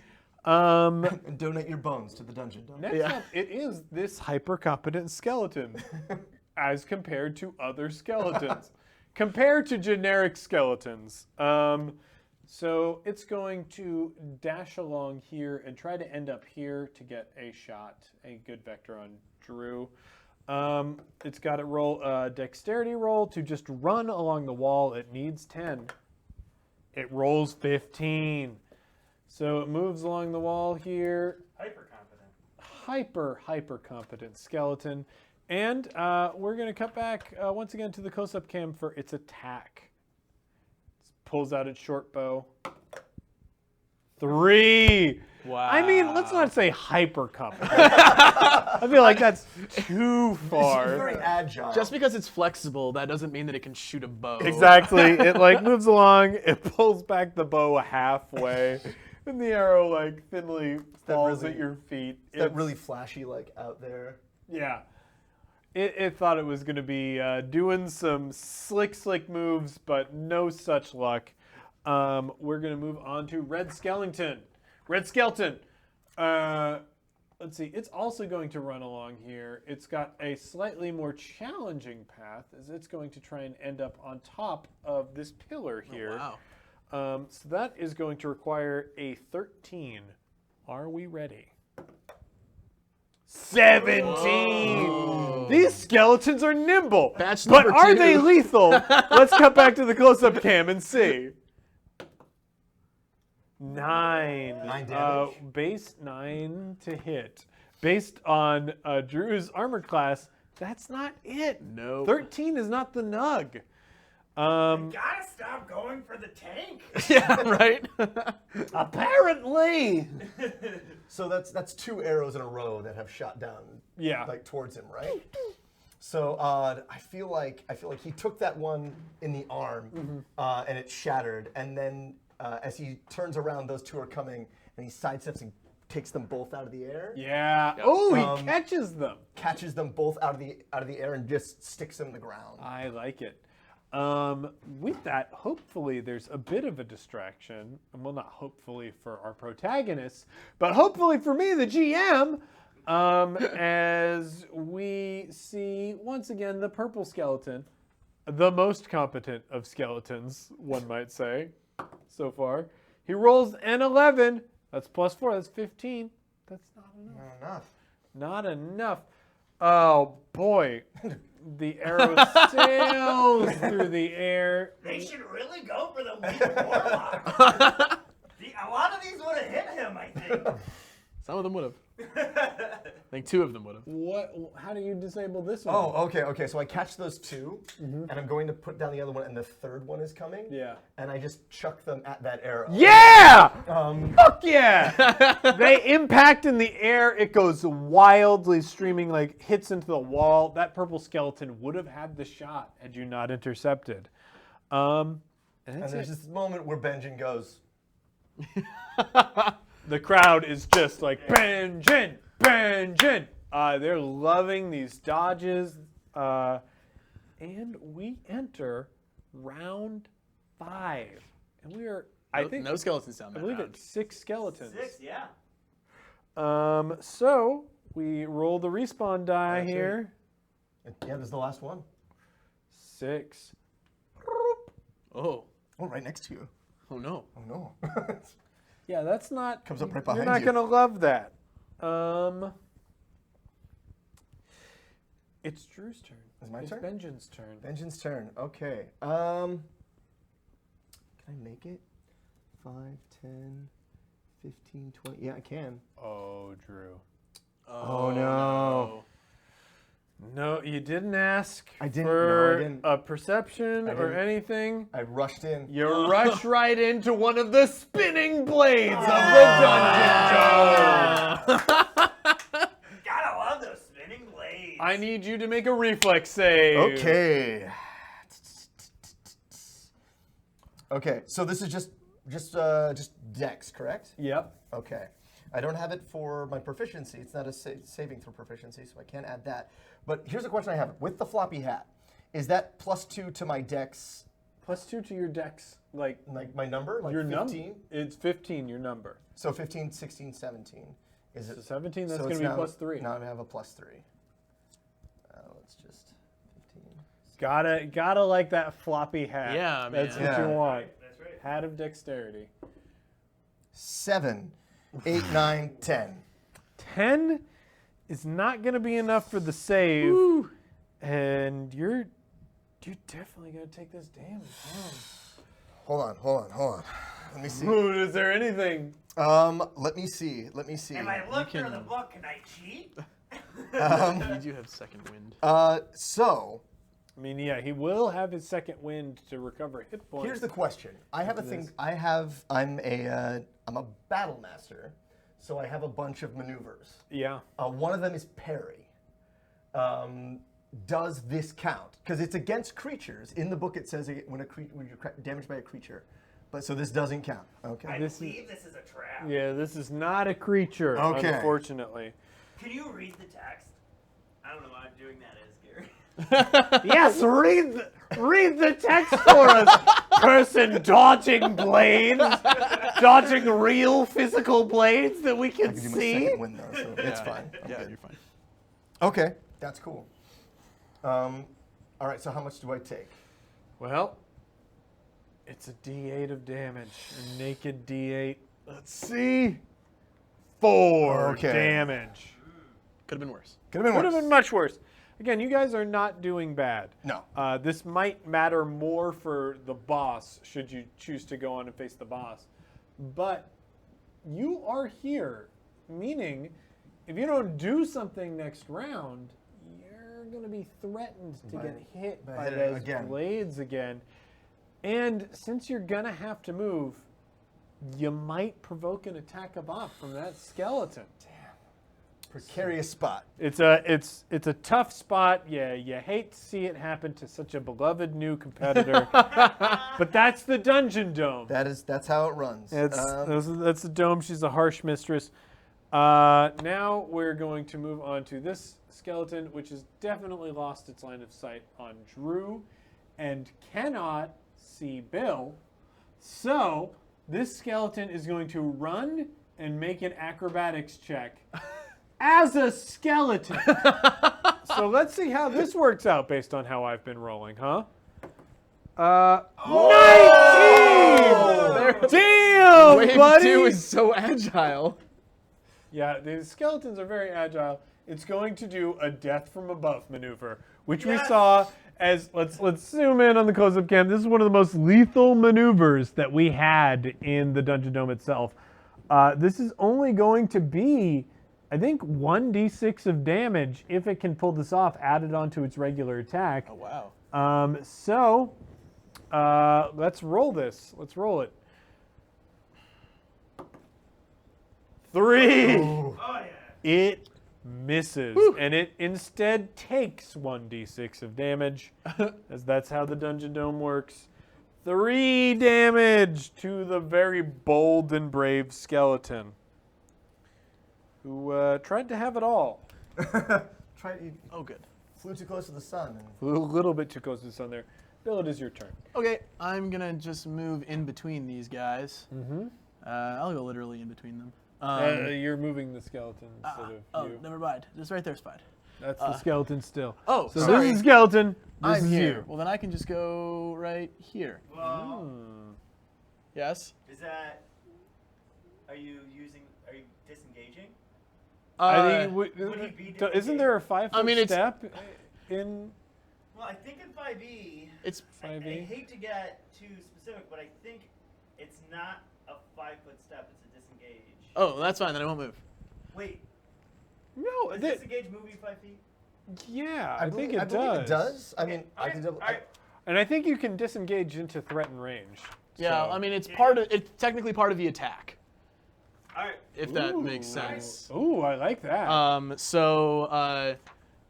Again, really frustrated at himself for having missed like what's normally child's play for him, which is throwing these like he's basically a sniper, right? And he's Yeah. been missing under the pressure of this very different environment that he's in. I'm going to use Arms of Hadar at level 2, which is going to be a 10-foot radius. Dark tentacles pop out of the ground and attack things around me for 3d6 damage. Very nice.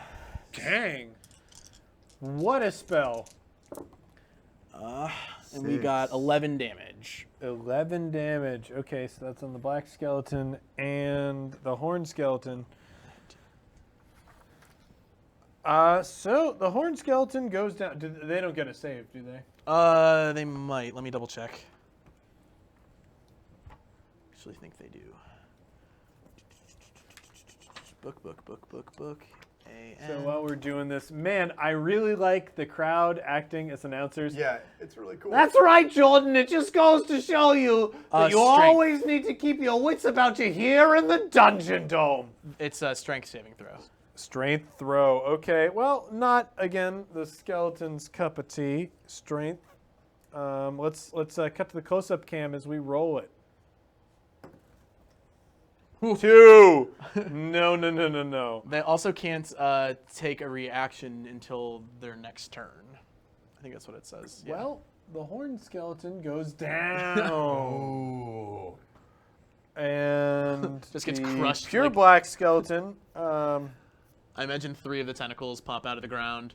Actually, they erupt from me, I believe. Yeah. And I imagine 3 of them just kind of like grab each side of it and pull it apart. Awesome. The other ones like draw the other skeleton in. It's not dead, but like you Right. can see parts of it breaking Yeah. off into this horrible black mass of moving tentacles. We are going to move on to actually that black skeleton. It's in close range. It's going it to is. desperately attack to preserve its life. Man, these can't roll for shit. That's 10. Does 10 hit your AC? Oh no. I wouldn't think so. So that there's that skeleton. You're looking for 15. Desperately trying to get you glancing off As the the scales. tentacles are like starting to pull it apart. The skeleton is going to move over to the other part of the wall. That's just 5 feet. I don't think it needs to roll for that. It is going to roll an attack, a ranged attack. 16 will definitely hit. Yep. All right. 1d6 plus 2. This is the first damage. Yeah, I on haven't taken you. any damage yet. 5. That's 7 7 damage? damage total. Nice. That is a big hit. That's the biggest hit the skeletons have had the whole match. So, this arrow flies through the air, and it doesn't have to fly very far. You are still a mass of tentacles, actually. Yeah. It lines up its shot, and Princess Mononoke style. Oh yeah, absolutely. Like there's just like a little patch of these like tentacles where it can see flesh. It goes right for that scaly flesh, and I think it sticks in your Yeah, shoulder. I a actually little bit. imagine it probably bulges out that back a little bit. Like you can probably see a nub if you're looking close enough. Yeah. Maybe a scale pops. Yeah, and like we can see like a little bit of like lizard blood spout Yeah. out through there. The yeah. crowd goes wild. Which- They're loving it. Which is black in this case. And you know, this is the plus sign skeleton, which has historically been the most competent skeleton. That's true. That we have. The other skeleton here is red skeleton. Red skeleton is gonna hop down. Just needs, well, it doesn't look like fate wants it to. But we're gonna take another roll here, Pat. All it needed was 10. It rolls 4. Plus the 2 for its dexterity is 6. which leaves it prone. It stands up on top of the treasure chest, but does not manage to hop down gracefully. And we cut over to perhaps the most interesting skeleton we have on the field right now, the purple skeleton. Yeah. The purple skeleton pulls out its short sword. Drew, you are currently threatened by spinning blades, which means Benjen is at disadvantage for this. Which means the skeleton is at advantage. We're going to roll again. We've got 2 rolls here to not mess this up. Let's see if the skeleton can do it. The first one is 1. Oh my god. Thank goodness for advantage, huh? And 20! God! Wow! Wow! That's huge! That's huge! It's Whoa! definitely not what you want to see Okay, in the Dungeon Dome. Again, 1d6 plus 2 piercing damage. Here we go. Watching the damage roll. First one is 1. That's a lucky roll for our protagonist. Second one is 6. Damn, this skeleton only rolls in extremes, huh? So that is a 7 damage there and 9 total. Okay, I'm going to parry then. So what parry does, it means that I have these superiority dice, these d8s. I'm going to roll the d8, and I believe it's a d8. Like your superiority dice is a D8? Yeah. Dang. It gets more as you gain levels too. It's pretty Spirited cool. dice are awesome. Okay, so let's see. Where do you parry? Plus your Dex modifier. So And hey, that increased thanks to your floppy hat. so 4, 5, 6, 7. So I parry 7 damage. So you're doing 7 damage back at the No, skeleton, no. right? I take away 7 damage that he does. Yeah, Holy because that would be a riposte if he was. Wow. And I have riposte. Sword too, play. So I can do that. Dang. So what this looks like, we see Benjen dodging up and down the blades behind him, trying to work with this, work against this skeleton. The skeleton lunges forward, and like in the Dungeon Dome's like super close-up cam, we can see the blade moving exactly towards Benjen's throat. Benjen, with his metal arm, swats up on one of the spinning blades, preventing it from taking off his head. With his arm, he smashes into the sword coming at his throat, cutting into his arm, causing him to bleed quite a bit, but knocking the blade away from a lethal blow at his throat. And we can see him holding it there away from himself as his gaze meets the eyeless gaze of the skeleton. What an amazing play coming from Benjen. The crowd goes wild. They are roaring over this. You're feeling the pain, but some part of you in your brain knows, I am killing it right now. So let's see, 7. So I just take 2 damage then. You just take 2 damage. Wow. No, it was 9. 9 was the attack. 9 and then minus 7. Minus 7. So yeah, that's jeez. What a terrible crit. We Yeah. roll Turn that one over. around at the last second. I think it's time for a word from our sponsors. I need to use the restroom real quick. So I want to do a quick rules check thing. Okay. I want to talk about disengage. Yeah. So I don't. Let's not go like back in retro. No. But yeah, it's good to know for future. So disengage is an action in itself. Oh. Yes. Okay. So you do take disengage. You don't you're get to attack, You don't yeah. get to attack. So he technically couldn't have cast that spell If he had disengaged. Gotcha. Additionally, it doesn't provide. And I just did a quick Google search. Okay. Yeah. It doesn't provide any movement. That counts if you move. It counts as your movement, which I believe is different than 3.5.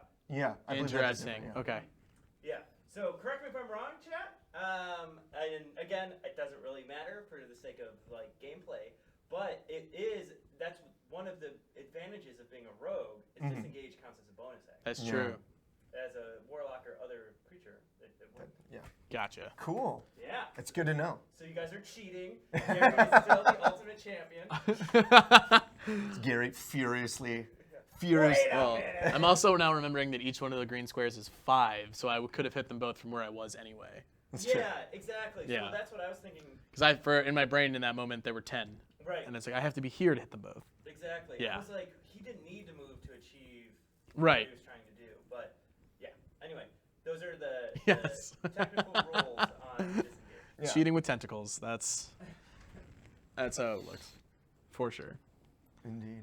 Ugh. And it's also better to do rad shit than Damn straight. the exact specifics of disengage.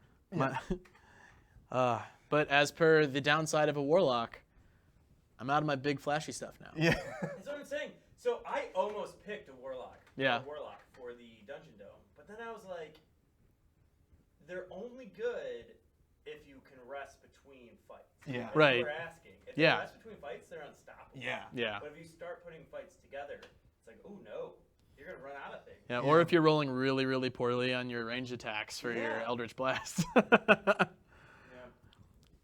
Yep. Yeah, that's the Eldritch fix. Blast, I It's love it. so Oh, yeah. good. You So, can hit so good. anybody in the dome with it. Yeah, absolutely. We were actually joking earlier about we weren't sure if there was going to be like a magic dome or anything, and if there wasn't, I was just gonna crawl into the seats and start firing because I've got that range and don't much care about collateral damage. You know. These are the people we're gonna conquer eventually. Yeah. Hell Army. Yeah. So James, it would not have impacted that turn at all, but what we were discussing Yes. during the commercial break was disengage in 5e, because I looked it up. And I'm gonna adjust my glasses and start talking. Yeah, go for it. So it counts as an action.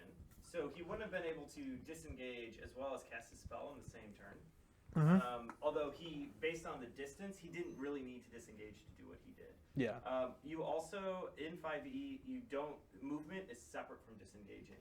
So what disengaging does is, if you were to take a move action for that turn, nobody can get an attack of opportunity, but it doesn't move you. Okay. So, Cool. Just FYI. All right. You ready? Let's do this thing. Okay. All right. So I believe we're about to change rounds. Yes. Yeah. We're in round 7. We're in right? round 7, and we're at 8 skeletons. I believe so. Yeah, because like I've got one skeleton here for respawning. Yeah. Can they respawn after? Yeah, I mean it's at the start of the new round. Any dead skeletons will respawn. Come back. Yeah. Oh, okay, gotcha. I didn't know if it was going to cap after the 5 if they would start dwindling. Yeah, no, it's up to 10. Gotcha. Or like as soon as you've Hit 10. like Gotcha. killed 10. That's it. So let's how many have we check killed out that so far? respawn die, Pat. 2, 7? 4, I think he was just saying 8. 5. So 8. this one respawns. 5 is up there. He's gonna, yeah. He goes up on top. He's got a good vector on nobody, so he's gonna have to do another dangerous death from above move, which has not worked out well for the skeletons. So with that respawn, we're at Benjin. Benjin, you are in a very precarious position. Yeah. right Okay. now. So I'm in a precarious situation here. And, man, disengage is very important. It is. So the options here are: could I stop these blades? Could you? You know what? I don't see a reason why not. It will take the place of your attack. Yeah. Unless, ooh, Oh, okay. Go for it. I'm going to offer you a very, very deadly decision here. Okay. Ooh. You could opt to stop the blades as a skill check. Should you fail, the blades are going to do double damage. Ooh, I love it. Huge risk if you, and like, I don't know what skills you have. You're a fighter, so Strength would be the thing. you're going to try and smash it. You'll try and make a strength roll to literally smash the gears here. Yeah. That is going to be tougher than whatever a thief would do, whatever a rogue would do Well, to actually, try and disable this trap. actually, no, yeah, I can do athletics. Athletics. I can do which would be a strength thing. So it's basically either to bash it or to do so. Yeah, it's athletics. Rip it out of the ground. Rip it out of the ground. Okay. So this is like your deadlift athletics. Yeah. I'm going to put the difficulty at this at 15. Okay. You will need a 15 total in order to do this. A rogue to disable device would probably only need, I think, a 10 or an 11. But 15 here because you're using brute strength. You can risk it, do it as a skill, and still attack, and risk double damage, or you'll use a disengage action to move away from the blades, Yeah. or just fight and get hit by the blades. I guess we're doing a close-up cam. Yeah, Drew? I'm gonna go big or go home. We're in the dungeon. Yeah, we're in the dungeon dome, baby. Okay. Oh no! Oh, That's a no. that's double damage. So we're rolling the d8 here. I'm going to be rolling gonna be twice instead of doubling Okay. what I roll. So that's sort of cocked, but it's also definitely a 2. Okay, good start. Low. 3, 5 damage total. You've taken a bunch of hits. How I are you have. feeling right now? Oh man, Benjen is bleeding. Benjen is bleeding in a bunch of different places. Like he tried to like reach in with his metal arm and grab the mechanism and rip it out, but the mechanism continued to like spark off of his arm back and forth.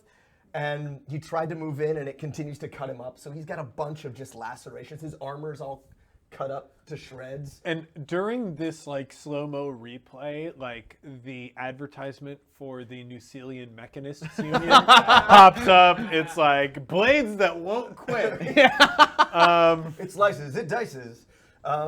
So yeah, he tried, and it did not work. So you have another action left. Okay. You haven't taken your full action. That was a move. Trying the skill instead of really committing to it. So you can use that action to disengage. You can use that action to try and kill this skeleton, or you can use that action to attack the blades again. I'm gonna take out the skeleton because that's what needs to happen here. Okay. To win this thing, we gotta take out the skeleton. So I'll do that. Being aware that you will take another hit from these blades. Oh, he's 100% aware. Wow! Yes, I love it. Benjen flashes back to his childhood. Oh please! Yes! Only in the Dungeon Dome can this happen. This is on the jumbotron. Everyone can see the flashback. So the flashback is a gauntlet-style hell machine, where young tieflings and young demons and young Lizard people. lizard folk and stuff are being fed to this machine. Osmodius is like on a throne with a gigantic goblet of blood watching. Watching this whole thing, and Lord Padron is their is their hell lord that they serve. He's like a minor hell lord. He's there standing with Benjen, and he leans down and goes, "Make me proud." Yeah! And Benjen wades in and basically gets almost like he watches other young. He's maybe like 15.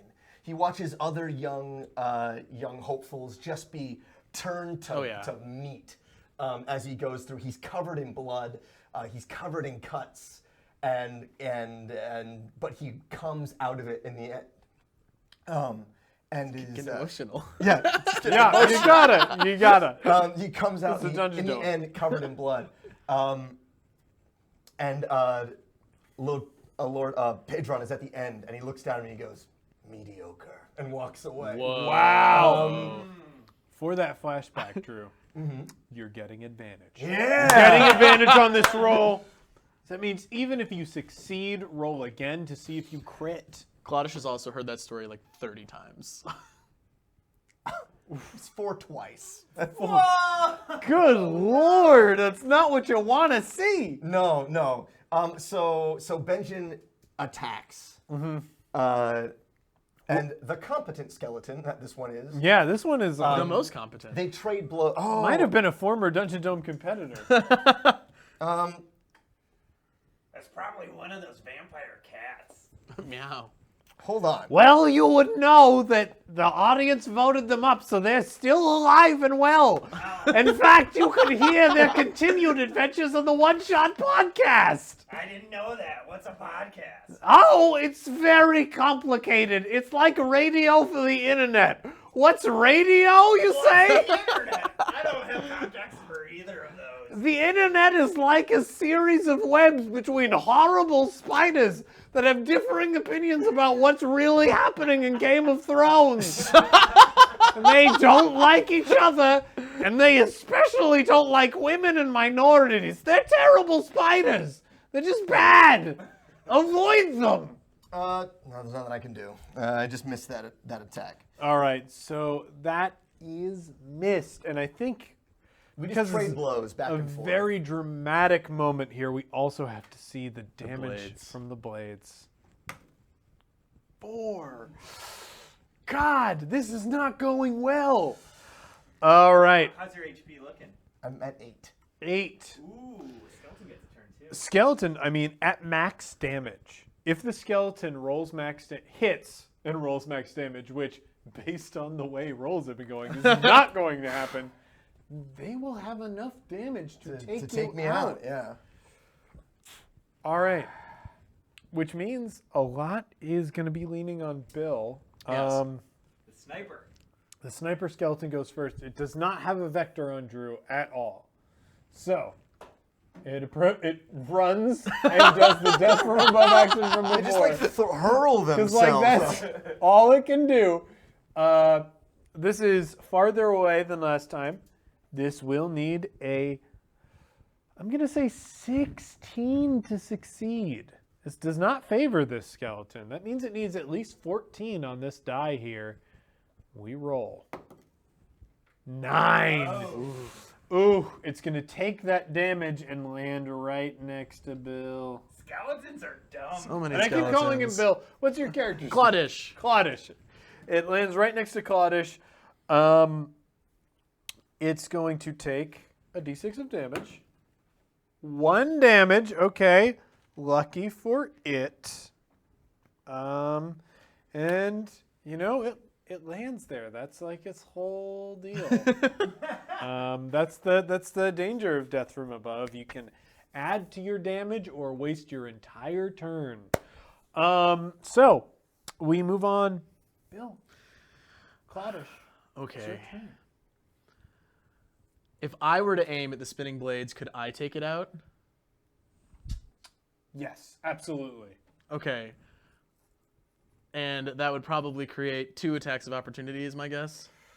Because I'd be turning I my don't back. think attacks of op matter for casting spells. Well, I was thinking for the guys that are standing right next to me. Right. I don't think it matters Oh, in 5th okay. edition. That's just 3.5. Awesome. Well then, I'm gonna take the spinning blades out with Hell yeah, dude. with a shot of the Eldritch Blast. So, do I need to roll for that? I'm I assuming mean, yes. absolutely, Yeah. yeah. Because you might crit. Yeah, right. So 18 roll, which puts me at a 24. Yeah, that's definitely going to hit. So roll your damage right now. You gotta use your See D10. what it Yes, gets. it's better. 6 plus 4, so 10 damage. Shards fly everywhere, artfully splintering between the skeleton and Benjin. Benjin, you are no longer threatened by the spinning blades. Thanks. Teamwork. Teamwork. Hey. You still have a move action left if you want. And now I'm gonna start running away from these 2 skeletons. That will provoke attacks of op. I'm trying to think of what I can do movement-wise that wouldn't. Nothing will. Nothing, Yeah.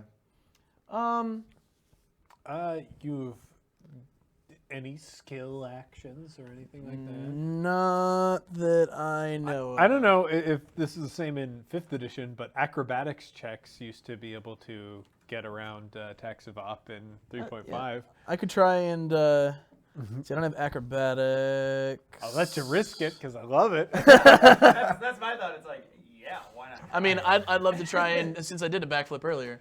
Yeah, I mean, I'd we've love to try established. and almost see if I can't flip onto the top of this wall. Ooh, I friggin' love it. Okay, The DC is a 15. 15. Okay. DC is a 15. Let's go to the close-up cam. Can I do it we off watch this of roll. athletics? Yeah, D- that is exactly what that would be. Great. Here we go. That's a 16. 16 makes it, baby. You're on top of that wall. All right. Will he stay up here? I mean, we'll find a don't even spot. know. We'll get him up. There we go. Here, That seems yeah. good. Yeah, there we go. go. He's on the wall as the skeletons sort of like harmlessly try and slash at you on your way Luke out. Skywalker. Yeah. Lizard That people. weird scene in Empire where Luke is just like hanging on a tube, and apparently George Lucas and whatever, stunt director they had thought, oh, this looks good. Luke Skywalker just hanging on a tube while Darth Vader swings at him. Why not? Why not? Pretty good. He looks like a real hero there. Okay. So it is now the blank skeleton's turn. Blank skeleton is going to... Is he going to try and shoot at you with a ranged attack? Or is he going to try and pull you down from the wall, possibly doing more damage? Based on the way I've been rolling, he's going to shoot at you with a regular ranged attack. Let's roll it. 16. Whoa. This He hits me. Hits. All right. How many skeletons do we need? Do we need to kill still? Is it 3. 3. Does one damage, but +2, so 3. All right. 3 total to you. That's the best he could have done. That's just a scratch. What are you looking at, HP wise? That just put me down to 18. And the so-called hyper-competent plus skeleton stands up as its first action. Second action, it's going to do a ranged attack. Let's roll it. Whoa! No. Whoa! Dang! Got some hot die. 2 crits so far. Let's see what this one does. First die damage. 5! This could change the entire game here. 6! Oh. Oh! my God! 11 damage plus 2. That is 13. 13 damage. Oh wow! Oh my. Ouch! We're very lucky that Bill is so far the competitor who has not taken damage. Claudish is probably going to survive that. Yeah. But he does not like it. No, he doesn't. I mean, there's probably now 3 arrows sticking out of him. We are at Red Skeleton's turn. Red Skeleton is going to try and charge. 15, 20, 25, and 30. Yeah, that's what I so thought. he does manage to make it. He's going to try and attack Benjin. He is not exactly flanking here. I cannot give him advantage on this roll in good conscience. He rolls 6! And that is not going to be enough. His attack clanks harmlessly off Benjin's scale armor. I would hold on. I want to see something. Oh, please. Yes, I'm gonna riposte. Yes, yes, Um, yes, yes. So when they miss, I can roll expend 1 superior to make a melee attack against. If you hit, you add the superiority die too. So I'm gonna riposte, which means I Do it. I attack him. 16. 16! Hit. That will absolutely hit. So I'm gonna do it's a D8, 4, 5, 6, 7, 8, 9. Is that plus your normal damage die? Yeah. So it's So you roll so also I your roll damage die, so right? like this is my damage. Okay. I roll a 4. Four. It's 4. So it's 4, 5, 6, 7 plus 3, and because I have dueling, I get a +2 to that damage.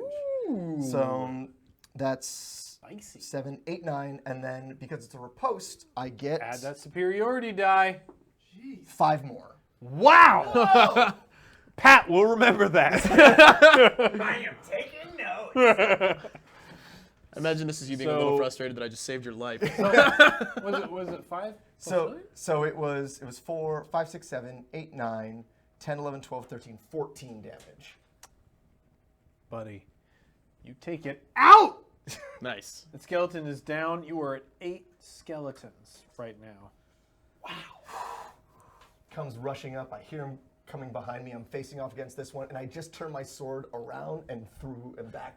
Yeah, and it goes through its breastbone and spine, sending the head flying. Of course. And we can see the unsteady fragments of spine and hip just fall to the ground. Oh yeah. Very stylish. The crowd loves it. The crowd is loving this brash hero who takes risks. You And- do, or you die in the armies of hell.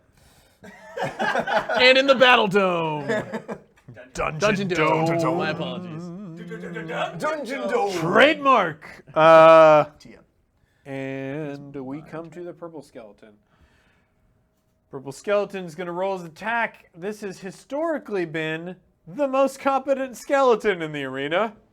Definitely played it the smartest, but rolls a 3. Good. And I will Not- riposte this one. Oh shit! You can riposte any attack?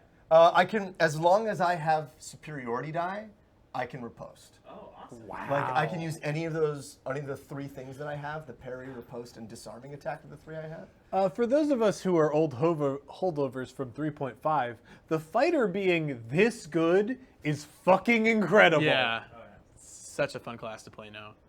9, 10, 11, 12, 13, 14. 14 is going to hit. Nice. So, do that, which is 8, 9, 10, 11, 12, 13. And then I'm going to roll my superior 13, 14, 15, 16, 17, 18, 19, 20, 21. Okay, so here's the way this Benjamin is looks. pissed! You had your sword behind to dust the other skeleton. This one leans forward to attack. As it attacks, you slash once, and we see that like anime moment after yeah. you've slashed and like the skeleton's like legs are going down and it like starts falling to the side. You pull this, like you've slashed across, you slash down, cutting its spine in half, and then up, cutting its skull into pieces. It falls to the ground, and being so fast this happened, we know skeletons burn up in the arena, but before the bones even hit the ground, we can see the skeleton get burned from the inside, and ashes blow away in the wind as both skeletons around you And like, just erupt in ash. And the dust like swirls around him, and Yes, and the crowd goes wild. This is what the Dungeon Dome is about. So there's only one left. There's only one only left need before one they more. hit the 10, and they can opt to choose the boss battle or just take their victory and go. And Yeah, but who does that? it's time for the respawn roll. 6. All right. So, oh my gosh, they're all over there. Jesus. purple skeleton comes back here. Boop. And another respawn roll. 2. Boop. The skeleton's here, pretty far away from the action. Oh, yep. As we can see, all the way over there in order to get to Benjin. And we can see the precarious, like, there's so many skeletons around here. All right. Benjin, it is your turn. Oh, There's- it's now my turn. Okay. there's no trap here anymore. You are pretty well injured. There is a chest up here. Okay. It's a bonus action. Can I use my bonus action before I can use my regular action? Or You can use a bonus action at any at any time? All right. I'm gonna use a bonus action. I'm gonna do my second wind. There it is. There we go. Second wind is I roll a d10. I add my fighter level to it. I get that many hit points back. Loving it. 4, 5, 6, 7. Get 7 back. Dang. Yep. Yep. That's exactly what you want to see. So I'm back to 15. His rage from earlier just starts healing his wounds. Ah. I mean, I like to feel, I like to think that, you know, he just like dusted those 2 skeletons and he was just so cool in that moment. Yeah. His wounds like literally close up. They're like embarrassed, like, we shouldn't be on a person this great. Here we go. Let's get out of here. Okay, so my 15. Is it an action to switch to like a different weapon? Like what is it? The switching of weapon. I have to imagine. It's I not. don't It's know just what a- it is. I think it's like, man, this isn't 3.5, so it's not a swift action. It's the like rank right above a free action, whatever it is. But you're fine. Okay. Well, I imagine if you have like a whatever you have, you're in a dome fighting as many creatures as possible. Yeah. They're gonna be so easy to access, right? That's Yeah. true. Okay, so 5, 10, 15, 20, 25, 30. 30. So Benji comes around this way, and as he's coming, he reaches behind him, and he pulls out a block of wood about this long, and he cocks it, and a kama blade comes out. That he chucks Yeah. at this guy here. Dexterity. So that's going to be 16. 17, 18, 19, 20, 21 to hit. Nice. Boy, does that hit a skeleton? Let me see. Yes! That hits a skeleton somehow. And it's going to be 5 damage. 5 damage at this one here. The plus sign skeleton. Oh. Oh boy. Oh. Oh. That goes right through its skull. The Yeah. blade just like comes out the front. Yeah, right through its skull and lodges Goes through the nose itself hole. here Yeah. in the wall. Gives him a knife nose. This is the Benjamin I saw in the lower circuits. This is the blood Benjamin. Yeah. This is the Benjamin that I saw in those lower circuits. This is the blood Benjamin that is put in the time and effort to deserve his spot tonight. The team is really beginning to take shape here tonight. And the crowd. Crowd is loving this. This bloodlust is in the air tonight, and the weapon master Benjamin is starting to harvest time. Yes! Oh, beautiful. That's 10, right? Yep. Yeah, that's 10. That's 10. All right. And how many rounds? 8 rounds? I think it's- It's 10 rounds. It's one full minute. So Bill still gets to go, but we actually need to do before him the horn skeleton. The horn skeleton is going to move over. One is going to try and actually pull you down. Oh boy. Well, let's see. 17. Oh, son of a bitch. All right. Got So, 5. I think it gets you. It grapples you. Yep. How are grapple checks working in this? Are they complicated in 5th edition? I always avoid them as much as I can. Okay. So we're going to do this pretty cinematically. Okay. It grapples you. I want to do a quick opposed strength check. Okay. Just to see. Just a strength roll. Yep. 10 for the skeleton. 18. So you, even though it managed to get a hold of your foot, it does not manage to pull you down, which is what it wanted to do. You are at 9 skeleton deaths. You need 1 more in order to end this whole Dungeon Dome thing. I will point out that this skeleton here has taken the most damage out of all of the skeletons in the arena right now. Quick question. Didn't we just say that we'd gotten 10? This is round number 10. This is round 10. So if you manage to pass, no matter what, you have the points. Yeah. Gotcha. You are Well, then in I'm the gonna- Dungeon Dome. I'm gonna Eldritch Blast the weak one. the weak one. So right here. All right. Let's cut to the close-up cam here. Let's see. So we have our hero here. There have we go. Claudish. 21. Claudish attacking this skeleton here. 21? Yeah. Does that hit a skeleton? Let's check the book. Let's check the book real quick. Oh, I think that hits a skeleton, huh? They're wearing armor scraps. Yeah. Nice. And it does 14 damage.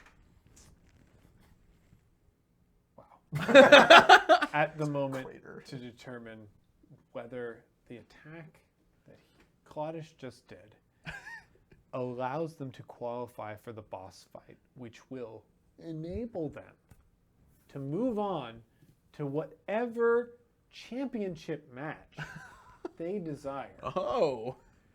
And you did 14 damage. Yeah. I'd like to imagine that it kind of went like in its mouth, down its spine, into the ground. Yeah. Like impaled on it. Man, you know what? And you guys are working with the forces of hell. Yeah. So what happens? This lightning bolt jolts into the skeleton's mouth. We see it go through the ground. We can see the black lightning piercing around this skeleton. And like for a second, it's still stable, and the crowd's like, "Did it finish it? Did the skeleton die?" And then we actually see like lava tentacles swarm up over this skeleton as they pull it down into the earth, and the skeleton is dead. Woo! All right. That's the 10th skeleton. Bing, bing. All the other skeletons are teleported out of the arena. And the question is, based on where you guys are, do you want a healing potion that will do 1d8? It will give you 1d8 health back. Each? And you will have to each. Okay. You will have to fight a boss battle. But if you do, that will allow you to qualify for any championship match that you desire. You will have a free ticket into a championship match if you decide to take on this boss battle and you win. I mean, it's the dungeon. Zone. It's the Dungeon Zone, people! They're going to take it. There's that moment where like that all happens, and Benjen and Claudish, we like have that moment where we look at each other and we go, Dungeon Dome. And the crowd erupts in cheers. This is exactly what people want to see. Let's roll these healing rolls real quick. Is there any way to give him my healing potion? Do you have one on you? No, I mean, so since you're saying we each get a healing potion, Oh, interesting. I don't see why not. I'm You guys gi- are a tag team here. I'm gonna pray that this boss is in a certain way, and I'm going to give it to him, All so right. he gets Perfect. Let's double see the whatever first we one. roll. 3 3. All right. and 1. And So 1. he gets 8 back. Nope, he gets 4 back. Well, if he's having mine, wouldn't he get 2? So it would be. no, oh, no, these no, are that- 1d8. These It's are just- each- Oh, 1d8. oh, That's gotcha. That's Sorry. what both of those were. And My that one was fault. a 7.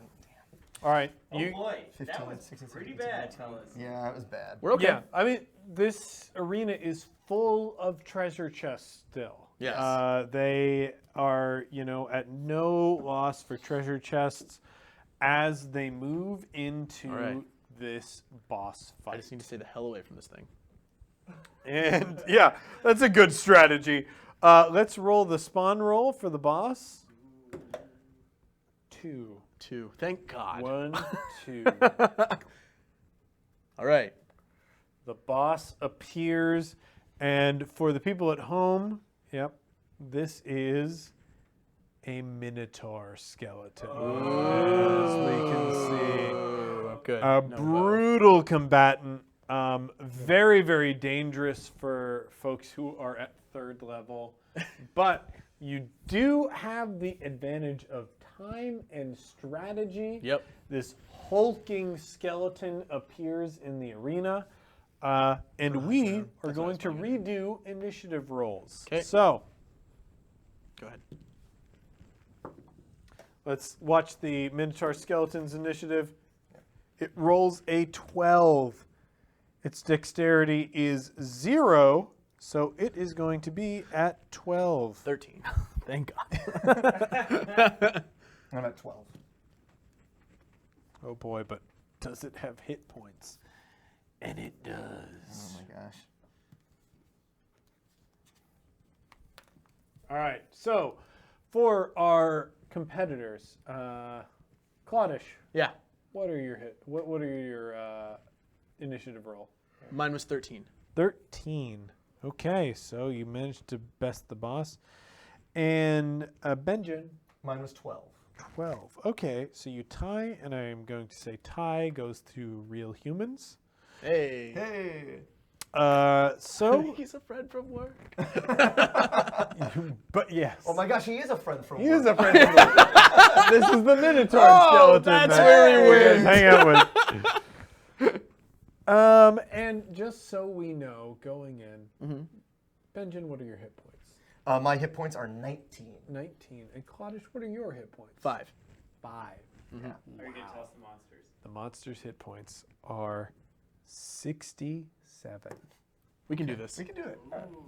This is going to be an interesting round.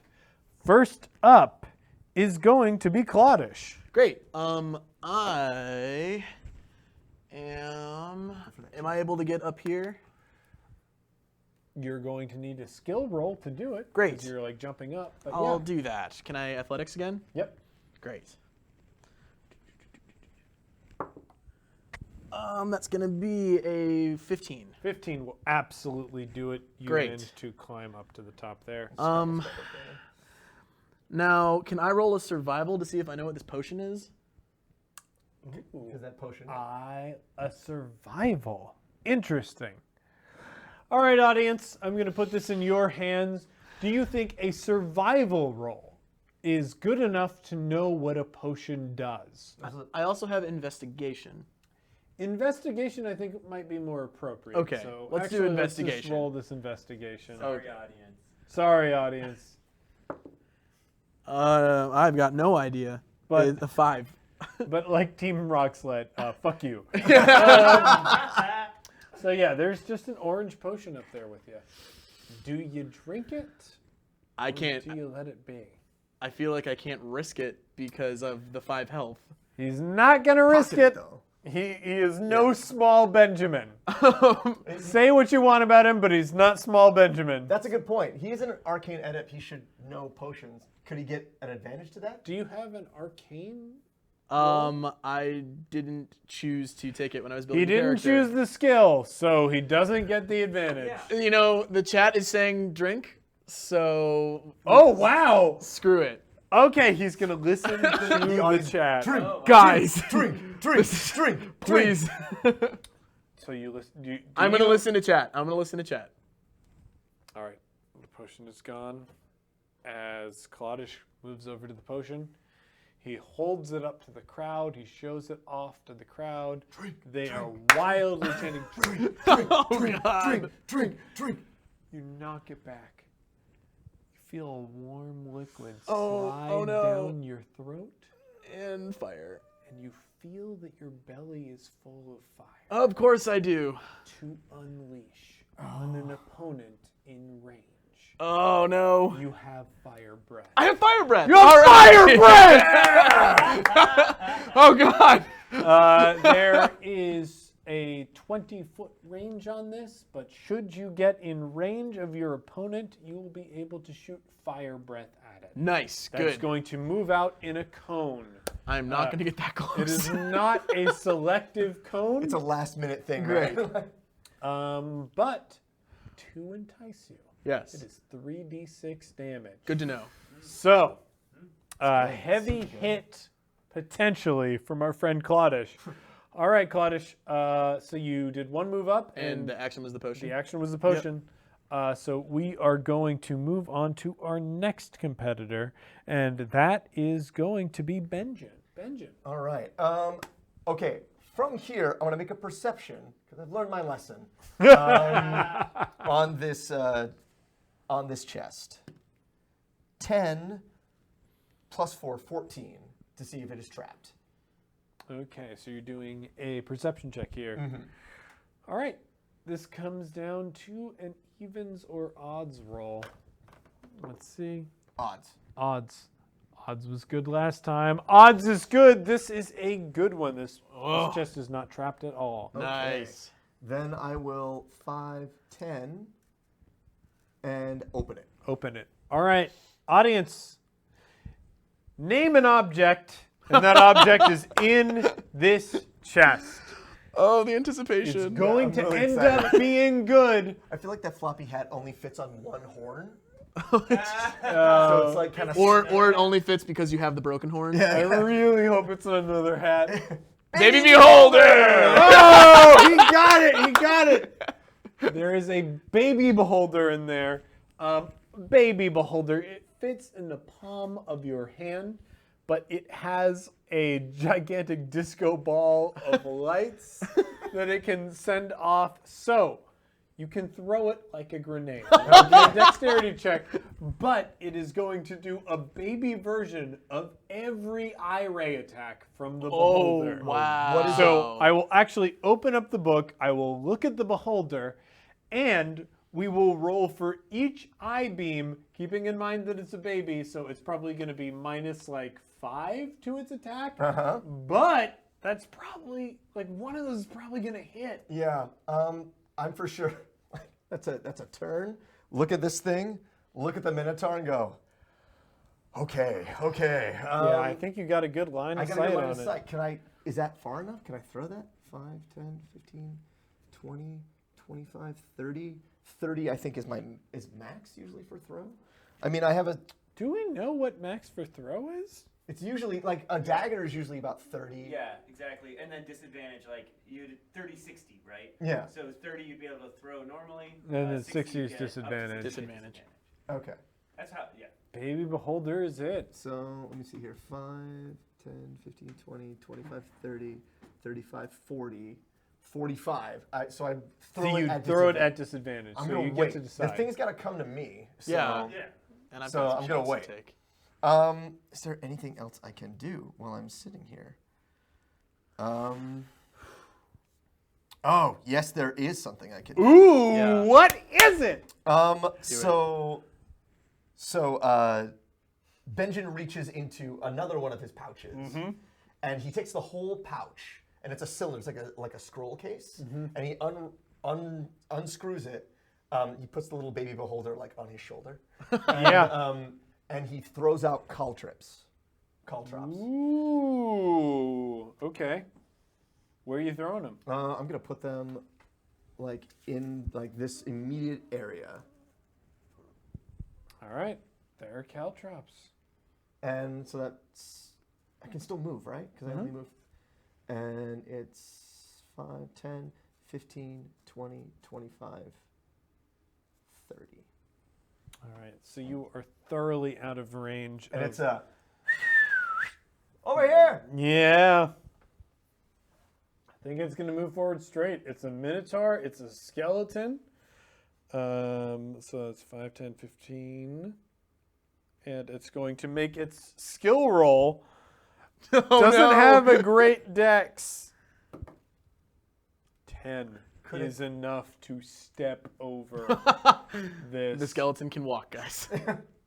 20, 25, 30. And it sees ya. It's not smart, so it's going to charge across these caltrops to try and get you. All right. Okay. Do we have the rules for caltrops anywhere? Yeah. I can get it real quick. Yeah. I do not have those ones memorized. Let me get it for you real quick. I think I can find it. While we're looking up for the rules for caltrops, I will remind everyone that tonight's episode of the Dungeon Dome is sponsored by the Tabletop Artisans. They are up on Kickstarter right now. You can see on the stream that we are using the Adventurer's Kit from the Tabletop Artisans. This is a carrying case specifically designed for players to use. It is a carrying case that has everything that you would need to play. It can hold cards, dice, miniatures. It has a cell phone charger that I actually used during the game tonight to charge my own cell phone. It has a pencil sharpener in case you have old analog pencils. It has like fur lining to protect all of your delicate miniatures. And it's on Kickstarter now, so you can go to tabletop-artisans.com to look up the Adventurer's Kit, or you can search for Tabletop Artisans or the Adventurer's Kit on Kickstarter. There are only a few days left, and they sponsored One Shot for the whole month. That means a lot to us. That really changes our financial future. So please support them for supporting us and check them out. Also, look at that build quality. Yeah, It's this nice. is real Yeah. nice. Super nice. And then this Real rolling nice. box is really great too. All right. So, caltrops. On an action, you can spread the caltrops. Any creature that enters the area must succeed in a DC 15 dexterity save, or stop moving this turn. Oh, and take, shit. And take 1 piercing damage. All right, let's roll it. 11. So 15 would require more dex than the Minotaur skeleton has. So it stops moving here and takes a damage. Taking this damage reduces the creature's walking speed by 10 feet until the creature regains at least 1 hit point. A creature moving through this area at half speed doesn't need to make this roll. Wow, so it's stuck in its foot. Yeah. That's pretty awesome. This thing is stopped. It was charging at you, but the caltrops caught and its feet messed up the bones too bad. That really stinks when you've just got hooves. And it had to stop charging. We are at the next round of this boss fight encounter. All right. It's time to start. So they got the high ground. You got the high ground? It's time to start chipping away at this thing. I'm thinking first, though, if I go prone, can I roll a stealth to see if it can't necessarily keep track of where I am up here? Ooh, I like that. I'm going to let you know that every time you shoot an attack at it, it will give it a chance to roll again. But it will be at disadvantage if you're prone. Okay, cool. I'm going to do that. Can I roll a stealth to see? Yep. Or do I even need to? Yeah, I think, let's have you roll. I think the roll is going to be against its perception. So whatever this flat die roll, it's going to be die. Oh, Jesus. Oh, boy, that feels wasted to me. But that is a 20. All right. I rolled a 15, so. So it knows where you are. Okay, that's It fine. hasn't lost track of where you are, but All right. you are hard to hit. So it Eldritch will have Spear time. disadvantage. So I'm going to attack Eldritch Spear. All right, that's going to be a 18. 18 will hit. Awesome. And yours is easier to read than mine is. Hey, That's a 14 10. damage. 14 damage. nice. Goodness. Roll a hot 10. Yeah. Nice. All right, so the Eldritch Spear pulses down this thing's horns, causing one of them to explode. Nice. It's a painful-looking hit, especially if you're Drew. As He you know knows how it exactly. feels. Yeah, Yeah, he knows what a horn feels. Ooh, man, I wouldn't want that to happen to me. I'm glad Claudius is on my side. Yeah. Seen lots of innocents be mown down by that. And I imagine he's already readying the next one. Mm-hmm. And Benjamin, it is your turn. My turn. Okay. And we're prone here. I'm lobbing this this beholder grenade. Yeah! Here he Fuck comes. yeah. Baby beholder. Here comes the beholder grenade. Okay. I'm all nervous now. I know. Yeah, everyone's so hyped about the baby beholder grenade. Yeah. It's a dex, right? So it's a +3. +3 to this. Trying to think if there's like anything I can possibly think of that will make this better, but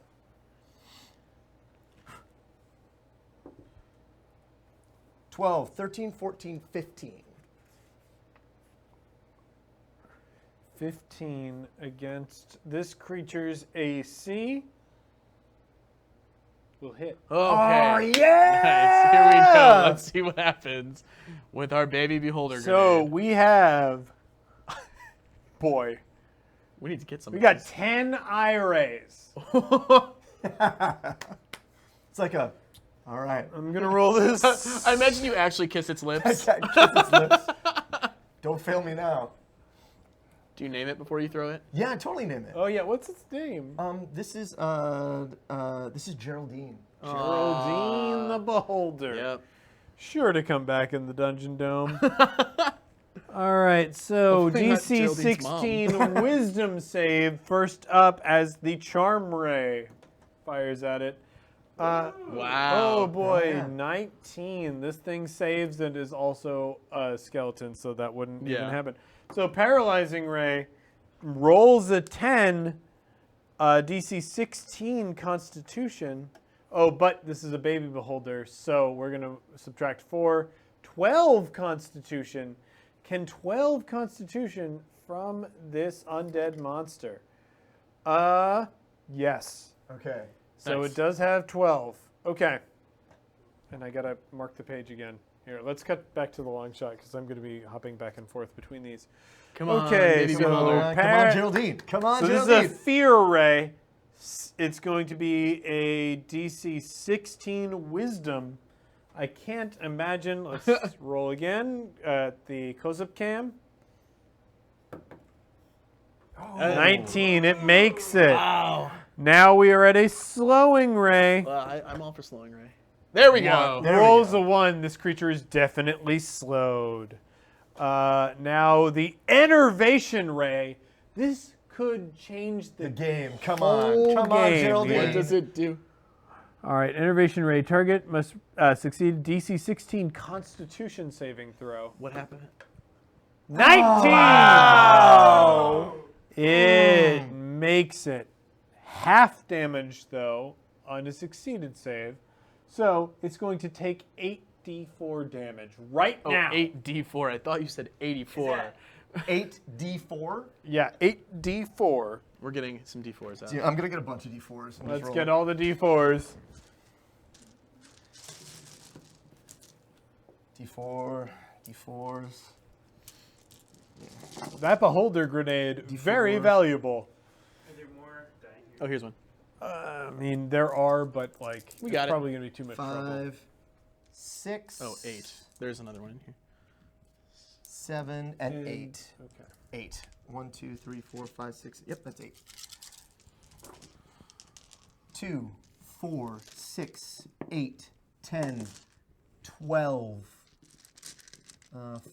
14, 16 damage. 16 damage.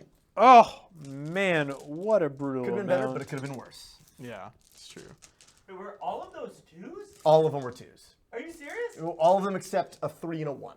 Oh yeah, I was like, man, Yeah. that's great.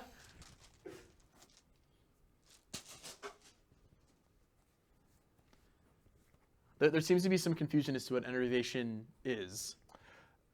Enervation in 3.5 would just reduce your hit points by half. Enervation in D&D proper, D&D 5, is 8d8. However, because this is a baby beholder, this is 8d4. Gotcha. Baby beholder grenades. And by tomorrow, there'll be plushies. Yeah. Geraldine And plushies. Geraldine plushies in the store. I'd buy one. Yeah. I was Yeah.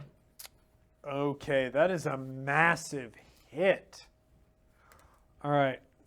Man, what a powerful thing. I want to include this in the next one. Okay, in the next Dungeon Gnome, we're probably going to see another baby beholder. I think there's one more eye left. No, there are so many more Oh. eye-rays left. This next eye-ray is going to be Telekinesis Ray. DC 16 Strength saving throw.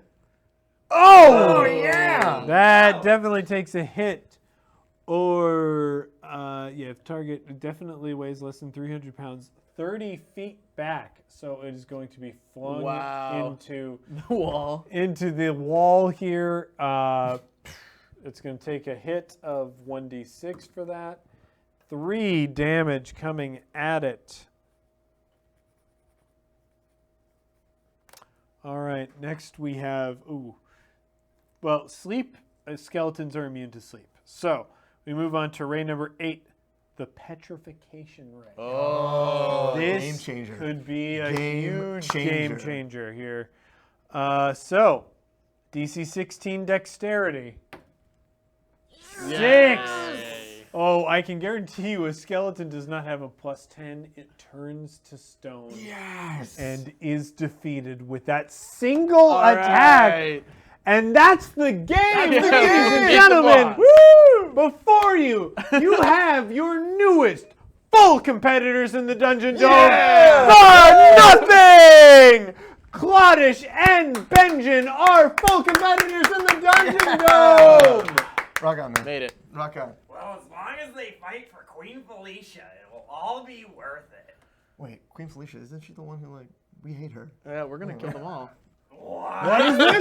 What is this? Are our newest competitors issuing a threat against the Pale Moon Queen, Queen Felicia? Yeah, our demon prince hates her. So. Oh, shit! Well, I know the Compass Cats are going to have something to say about that. Gary of Team Roxlette, what do you think of this new development? I think they're gonna die. And I think she's a cheap trollop. Whoa! She's my one and only love. All So right. sorry. Interesting. These new competitors, the Nothing, have managed to make enemies of not only the Compass Cats, presumably, based on their love for Queen Felicia, but also Gary of Team Roxlette. And I'm a lot more dangerous than two cats. Oh! Well, we will find out how these new competitors fare in the Dungeon Dome Premier League. All right. And we will find out what happens to them based on Gary's opinion of Queen Felicia and based on the Compass Cat's opinion of Queen Felicia. I want to thank our audience for hanging around and watching this match. Please follow us, subscribe on Twitch to the One Shot Twitch stream. Please follow us on Twitter, and please join us because later this week, on Sunday, we are going to be launching a new stream. This that's is right. going to be Yeah, an it's gonna be so ongoing good. campaign to the One Shot Twitch stream, and that's for the World of Worda. For the World of Warda, yeah. We'll be doing that this Sunday. I'll be GMing the game. And we'll have 3 of our friends will come and we'll play some Warda. If you are curious what Warda is, look at www.welcometowarda.com. It'll be in the stream. We're gonna Dreams to Become can put that up real quick for you guys and find out what it is. It's Game of Thrones meets Downton Abbey. It's an Edwardian fantasy. With fae and humans and cool machines and mysteries, and it's gonna be awesome. Yeah, I've had the luxury of playing in the world for the last few months as they've been kind of playtesting everything they want to do for it, and it's really awesome. It's a lot of fun. There's a lot of Absolutely options. On Mother's Day. On Mother's Day. And don't worry, if you cannot make a Mother's Day stream, that is going to be archived on our YouTube page. You'll be able to watch the Worda stream even after the fact.